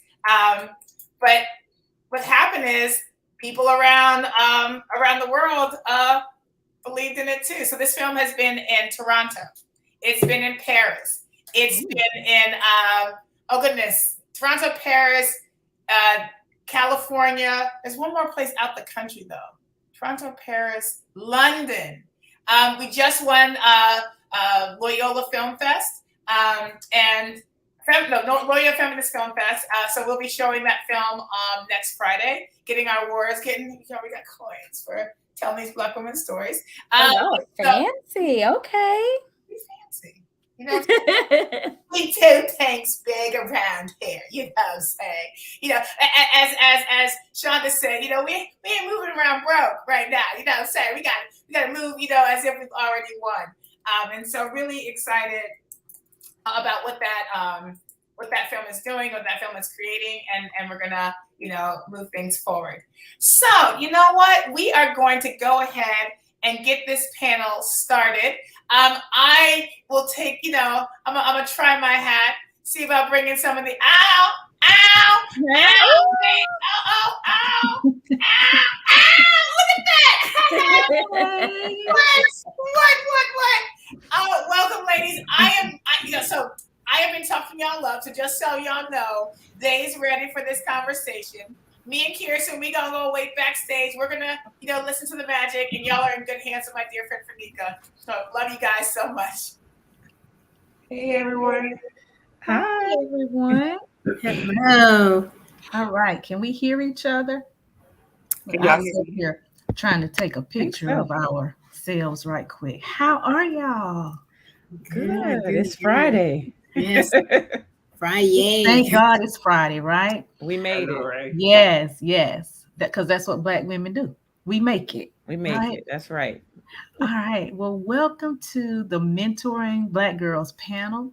As our guests can see out there in the internet verse, we have some beautiful and dynamic women who are joining us for a rich discussion about Black girls.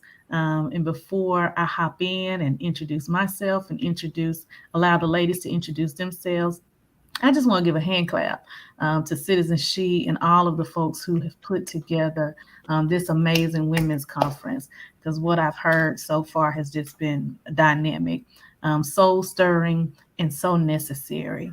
And I just think that sometimes we just have to sit in that space, right? Where we can be encouraged and poured into and really talk about and amplify and elevate the things that are affecting us and our girls and our future. And so just shout out to them. And just a moment of affirmation for them. Yes. Awesome. Well, my sister said it, right? My name is Fanika Miller. I am a former program manager for the Southern Black Girls and Women's Consortium. I am an organizer, an activist, an entrepreneur, a nonprofit founder who got my start mentoring girls, putting Black girls in the room with their elected officials so they can understand how to advocate for themselves. I created a space for what I needed as a little girl, right? And that is often what we do as we develop into women ourselves. So I want to take a moment to introduce everybody. We'll start with Dr. Alicia Reed, followed by Miss Michelle, and then Dominique. And just tell us a little bit about yourself, your organization, and how you got into this work. Sure, I'll start. My name is Dr. Alicia Reed. I am a pharmacist and founder of Fly with Alicia Reed, which is basically first love yourself. And the mission was to empower women to put themselves first. And of course, we know as Black women, we want to save the world and we want to save everyone. But we have to make sure that we put ourselves first before we go out and do all of that work. I'm very passionate about sharing that message with all Black women, mothers, daughters, friends, wives, everyone who has a role. Just want them to know that they come first. And I know we are taught that we don't a lot of times, but just being able to change that narrative is something that I'm very, very passionate about. So when I found out about this, I had to sign up because I wanted to be a part of helping to break that generational curse that we have. Happy to be here. Thank you, sis. Thank you. All right, Michelle. Well, good evening. I am Michelle Craig. I am an attorney, corporate attorney. I've been practicing law for about 20 years now, goodness. I am the founder of Diversity. And Diversity is an organization that was started because myself and a few other lawyers were in rooms that we were uncomfortable in, that we didn't know things about. We were in spaces where people were networking over tea and over golf. And there was a space that we just didn't get information about, not because our parents didn't do whatever they needed to do, however they could. It's just that there were gaps there. And over the years, we fill those gaps in, but we realized that that was the case all over different professions, for lawyers, for doctors, for archaeologists, for artists. And the way to fill in those gaps for all of the women that came behind us was to get us in a room and say, these are the things that we experienced being in corporate America. The good things, the bad things, the ups, the downs. These things are the truths about these professions. And it wasn't to dissuade anybody. It was just to make sure they had the knowledge that we may not have had, so that they wouldn't have all the tribulations that we may have gone through.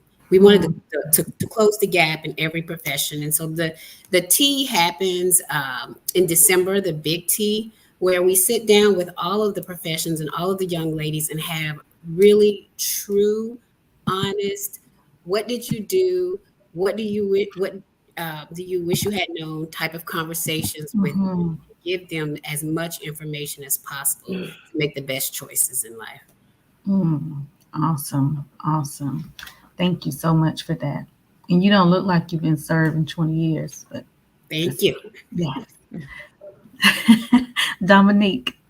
Hey everyone, I am Dominique Johnson. I'm a mother of 4, I'm a wife, and I am also a daughter with an incarcerated father. My father was incarcerated in April of 1982. I was born in November of 1982. So the first time I met my father was behind bars. And he is on his 40th year of a life sentence. When I graduated high school in the year 2000, right after the state track meet, I won the 400 meter dash, became the fastest girl in the state for the 400 meter dash. And my dad knew immediately when we talked that next day, he critiqued my entire race. And, I asked him what I had been asking him all my life, when are you coming home? And he continued to say soon. And so I got tired. I felt like I was neglected. I was a badass. And so my entire high school, I fought because I was so hurt behind not knowing the truth, especially behind my father. And so we didn't talk my entire collegiate career. I went to Alabama State on a track scholarship, and I didn't talk to my father at all. So the next time we talked was in 2007, and it was to say, you have a grandson. His name is Kingston. And we had to have that heart-to-heart conversation to where he realized what him not being honest had done to me. And so in 2015 or 16, I went to Loyola's symposium about incarceration. And just like Nia said, I spoke up. The governor said something about children with incarcerated parents. And I asked him, I said, well, how do you know? How do you know what we experience it? Are you impacted by parental incarceration? He said no. And so when I said that to the governor, they asked me to write an article for Loyola's Law Review. And that's when everything took off. My dad and I started Daughters Beyond Incarceration, and we really just wanted a way to connect girls with their incarcerated parents to build a better relationship. And we started off with 2 girls that I mentored through Volunteers of America whose parents was incarcerated, and started our own thing. And now we have over 150 girls in our program. Amazing. Parenting from Prison came because we realized there are teachers that don't know how to deal with children impacted by incarceration, specifically the ones that come in and they stay for a year or 2 and then they leave and they don't know the damage that they're doing. There may be some correctional institutions that don't know how to support them, or State Department, or local city leaders that are working with children and don't know how to recognize or support children impacted by parental incarceration. And so, to help my dad bypass time, we worked to create strategic plans on how to elevate cultural competence on the educational side for helping children impacted by parental incarceration. Amazing. Thank you so much for your work. And that is an amazing and a perfect framework for the conversation in this next question, because we know that policies, public systems, and practices continue to negatively impact Black girls in the South and across this country. So before I ask this first question, I want to frame it with a poem that I found that was written by some students. It's called Black Girl Alternative. Girls today, but women of tomorrow, full of ambition in a world of hatred and sorrow, so stereotyped, so judged, nothing but false hopes. Tell me, how do us little Black women learn to cope? So the first question is, in your opinion, and I'll circle back to Dr. Reed, what are Black girls most in need of? A safe space, a space where they can talk freely and not be judged and not be afraid of, what someone else might say or do. I think that is really important. And I know we say that, there are a lot of Black women out there that they can talk to, but they really need to feel safe and feel like they can trust someone. Anybody else? What do Black girls most need, in your opinion? One of the things I think that they most need is someone, particularly women, who are the personification of their hopes and their dreams. They need to see it so they can be it. I think that is so very important, so that they know that it's all possible, even when there are setbacks. For me, the Black girls that I serve, they need opportunities to feel included. They need opportunities to learn and grow. And for the life of me, I need people to understand that they need to be at the table. And so just like what Dr. Reed said and what Michelle said, they need all of those things. But the girls that I serve, if you ask me what they need, and if I promise you, if one of them was around, they would say, well, she's not a teenager, so she can't tell you what I need. But just through talking to them, because we just went to Alabama for the Bloody Sunday, they want to feel included. And they want to be a part of the decision making that is happening around their life. They want to be able to express themselves without being punished or without being shamed.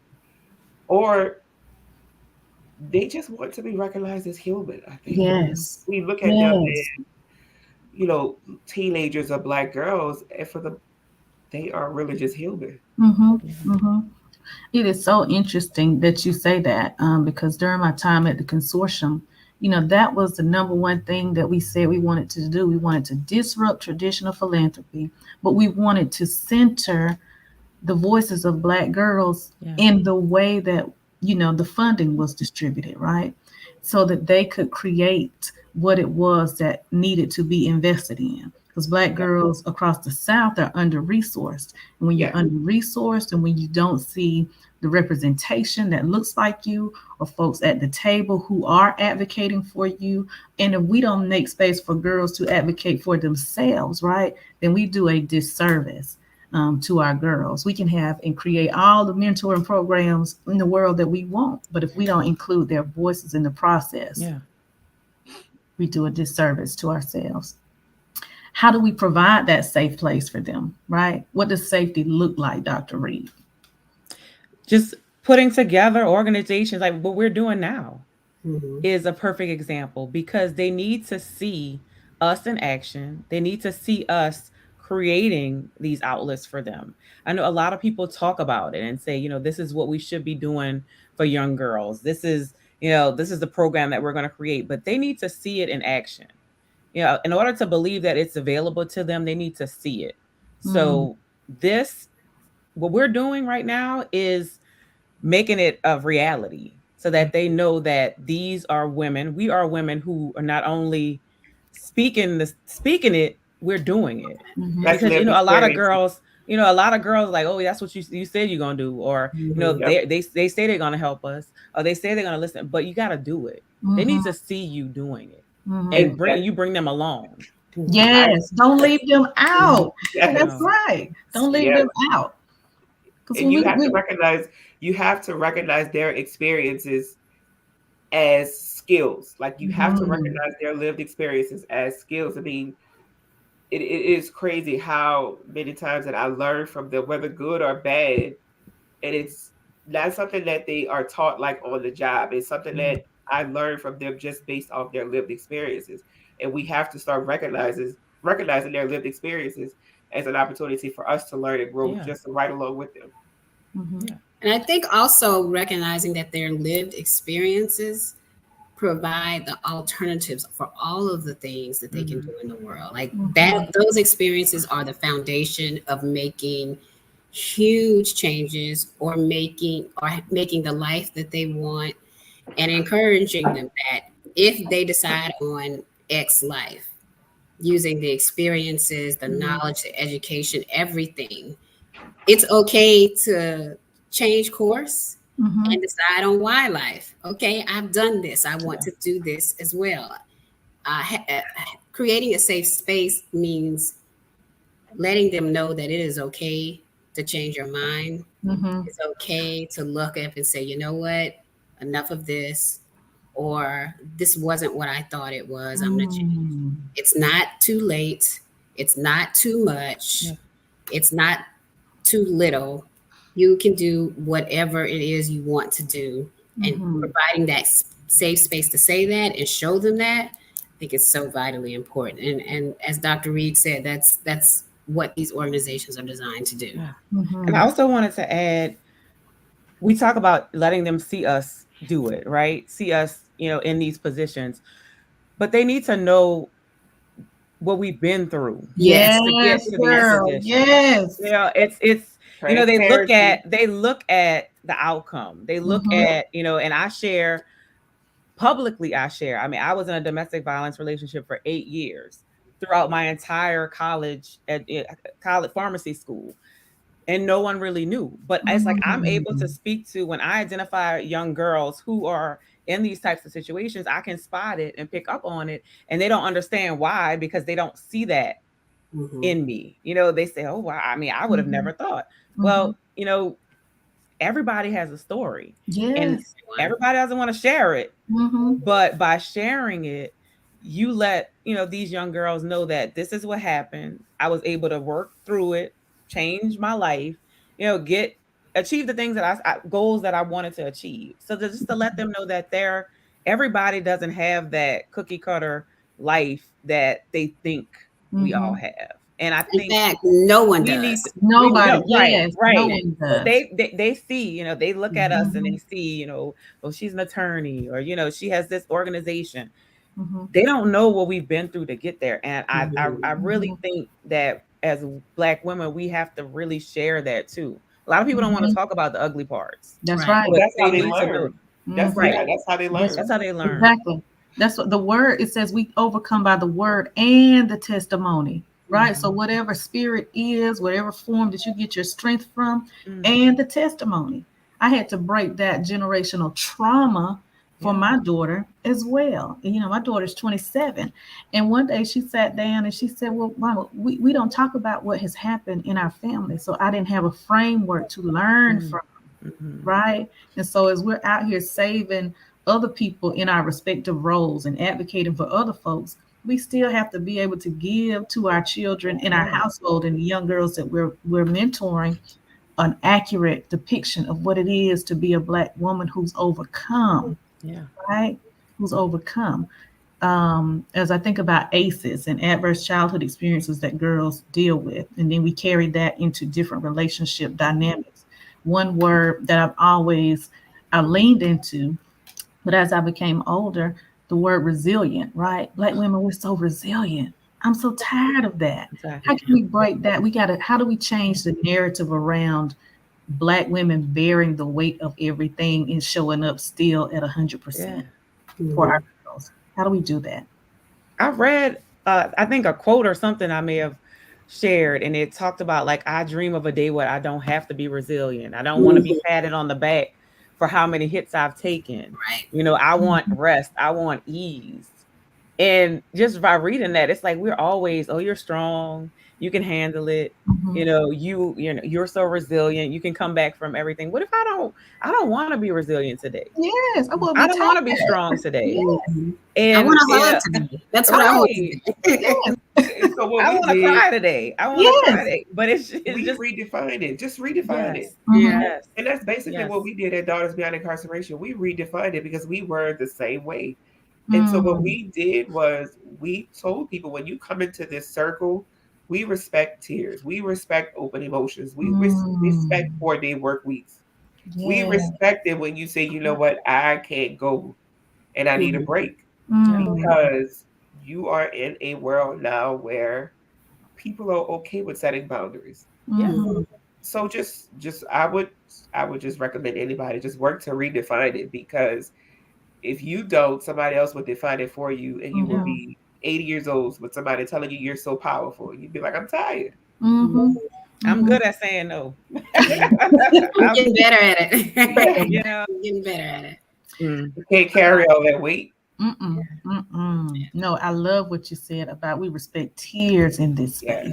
Yes. Because we don't always get that space when we're moving through white society. Right. I cry all the time. I cried today before I got on this panel, y'all. Yeah, that's right. Like in my rooms in solitude. And we have to be able to share freely with our girls. You can show up as a new Black girl every day on the outside, right? But you still might be dealing with that stuff on the inside that may keep you, from being free, right? Yep. And I tell that to so many people, like whenever they see me, they send a video with an incarcerated parent reconnecting with their child. I have to tell them, I'm still healing too. Like my father is currently incarcerated. So as happy as I am for this person to be reunited with their parent, I am still struggling, y'all. Like my dad is sick and he is still behind bars. So thank you for sharing this person's amazing story with me, but can you let me just share my little circle? Because it still hurts. And even though I'm helping the girls, I tell them too that, look, I'm walking this walk right here with you. So Michelle, I want to ask this question to you because you're in diversity, and I love that logo, by the way. Little coffee with the little smoke coming up, sprinkle that magic. As you're in spaces, you're actually teaching other people, one, how to receive Black girls that's walking into that room that we're mentoring, right? Do you believe that Black girls feel like they have the ability to dream? I do believe that we, Black girls have the ability to dream. I just want to feel more Black girls who believes in that dream actually coming true. I think like the dreams are all out there. And there are a lot of Black girls that I meet that have the dream, they have the plan, they're gonna do it, there's no stopping them. But there are a lot of Black girls that I meet that I hear it in their voice that they think this is my dream, and they say this is my dream, but I don't think that they believe it themselves. So we try to get to the root of that. What is the thing that you think is stopping you? Because usually there's somebody in this room that had that thing stopping them, and it didn't stop them. So I want to introduce you to that person so that you know that there is a way up and around this thing to actually hold your dream and be that dream. Mm-hmm. Mm-hmm. How do Black girls show up knowing that, internalizing that in white dominated society though? What does that look like? What is that? How do we coach them through that, navigate in that space? I think that we help them navigate that space by giving them the tools to be comfortable in those spaces, by bringing them in those spaces. Mhm. And it's not that any space is better or that they should be in it all the time, or they should get in a space and think, oh, I have to stay here and I don't like it. But I want every Black girl to be in these corporate spaces if that's where they want to be before they get in them, so they can walk in the room and say, I've been here before. This is nothing new to me. I see it all. I've done it all. I know what to do here. I know what to do and still be my authentic self here while being completely comfortable where I am. I think that's the goal, because it gives them the choice of staying here, not because I'm uncomfortable, because I don't like it here, or leaving there and doing something different. Absolutely. I love that. Anyone else want to add anything to that? I love affirmations, and I never realized the power of it. Manifestation, and then just speaking it into existence. And I think girls need to know that it's important to pay attention to what you say and how you speak, because a lot of times we say that we can't do something, or something will never happen to us. That'll never be my life. And just making sure that they change that and say, why can't that be you? And allow them to recite affirmations. And I mean, I used to think it was crazy, like, why are people saying that? But that is how I operate now. And it's like I believe it and I say it, and it's not magic, it's not gonna like happen overnight, but just knowing that those things are possible. And us allowing them to know that things are possible for them, that someone can't tell you that it can't be done. You can figure out a way. And growing up as a young girl, a lot of people, especially, I'm 42, so growing up as a young girl, I was told, oh, you can't be that, or you can't do that. Now we have a African American vice president. So it's like, at that time you're thinking like, oh, Black women will never do that. And if I would have listened to that, then I probably wouldn't have goals and aspirations that I have. So I think it's very important to let them know that they can dream, and that it isn't a fairy tale, and it isn't far off. That and then in the same token, work with them. Like, I find that if you're going to mentor someone and you tell them, ask them what their dreams are, help them get there. I'm not just asking you just to ask you, okay, what do you want to do? I'm not going to just wish on it with you and, write it out, but I want to be there for them to help them get there. And that's what being a mentor is really all about. Speaking of that, how do we affirm, because that's so powerful, right? Walking you through how to get there.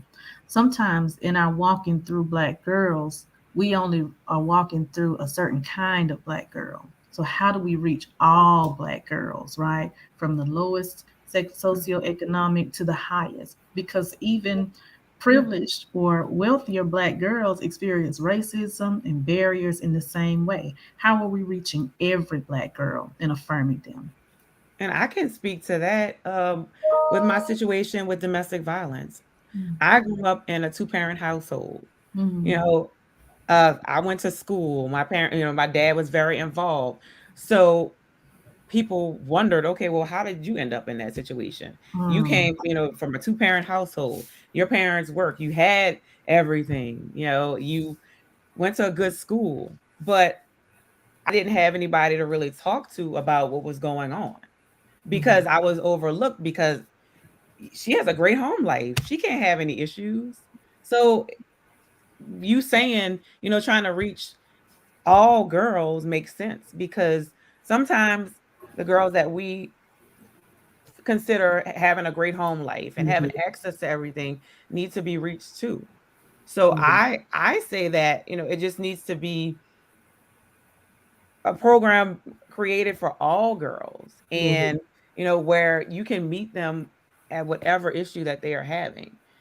And I believe that that's something that I needed, which is why I'm so passionate about creating a space for women and girls. And so what we do, we create opportunities for all girls who want to learn.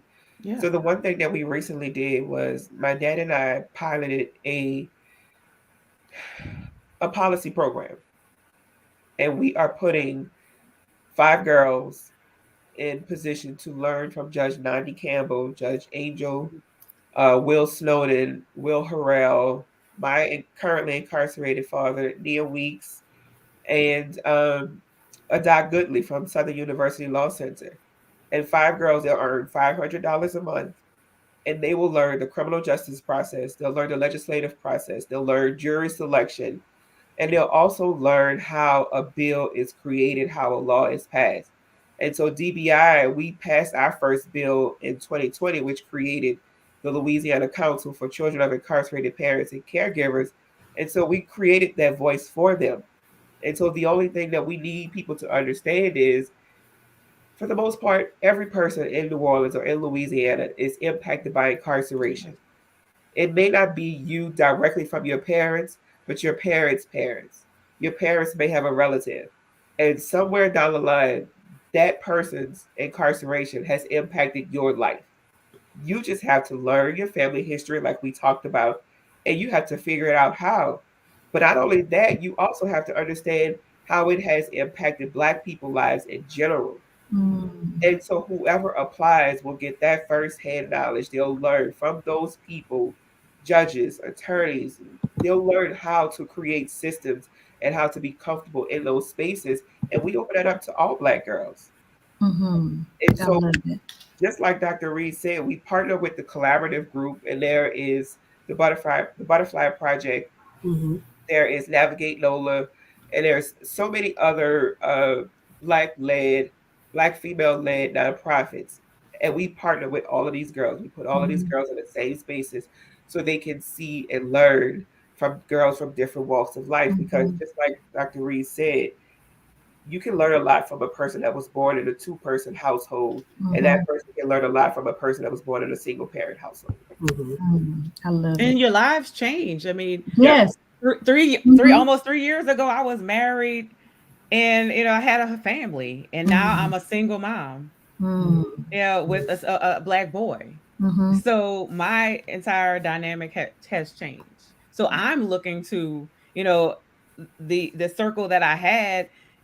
I'm looking for other women now who are single moms with sons. So it's totally changed. So your life can change at any moment. In any moment. So you don't know what you may need or what resources you might need. I love it. Y'all, this conversation is so good. We're going to run out of time. Oh my God. I love it. I love the sister circle. I love the sharing. I love the spirit in which you all are approaching the work. 1 or 2 words to describe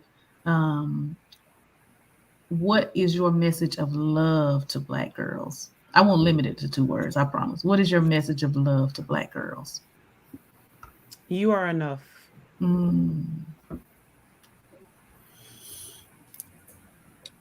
I would say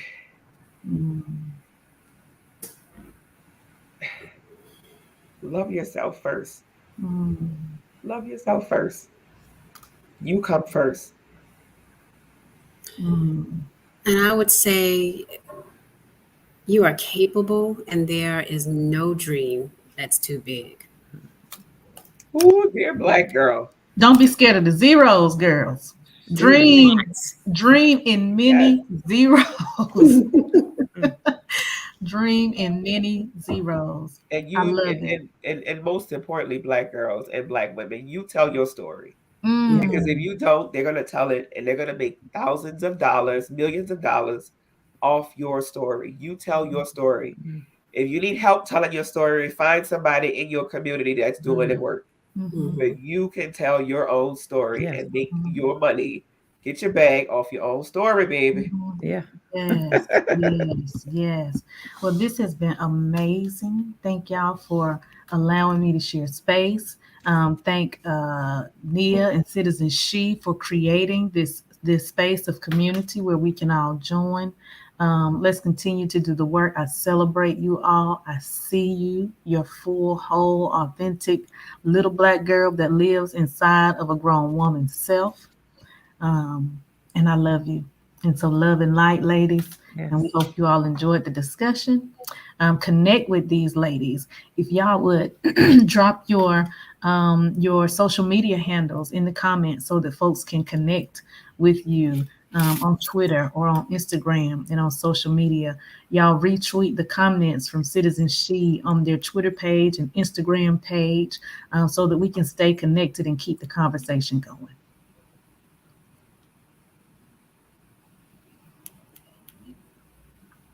And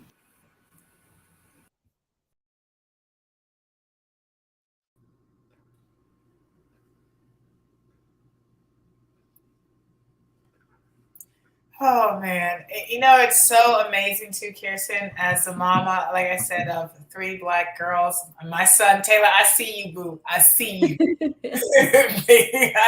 I love you.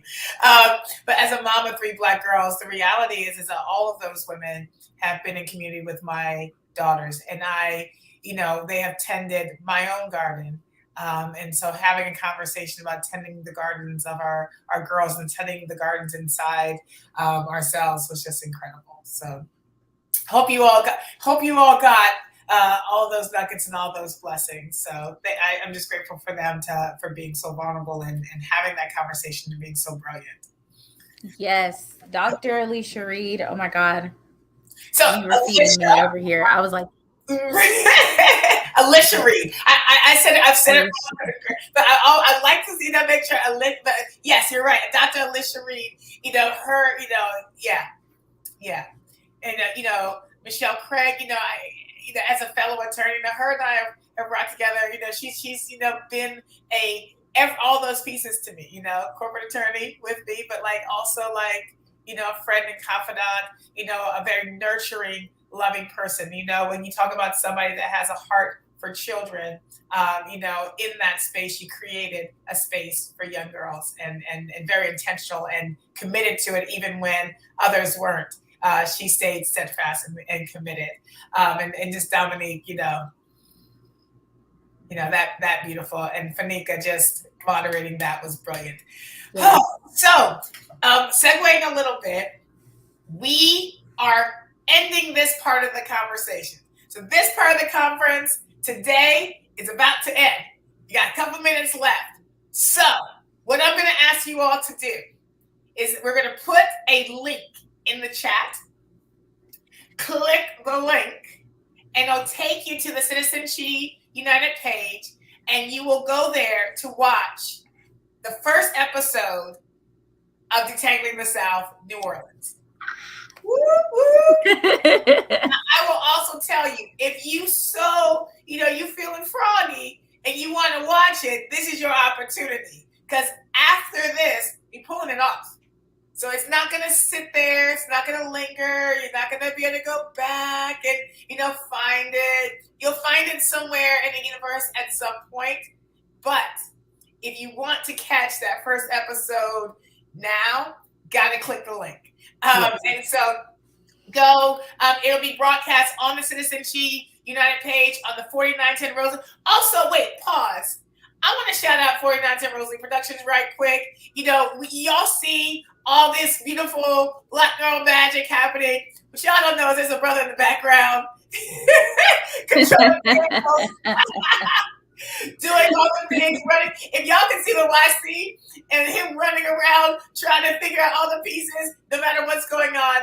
And I will tell you, one thing that is really special about this brother is that I met him 3 years ago and started talking about the pieces that I was trying. You have a dream and then you're trying to find a way to put it together. And every time I've asked, the answer is, let's make it happen.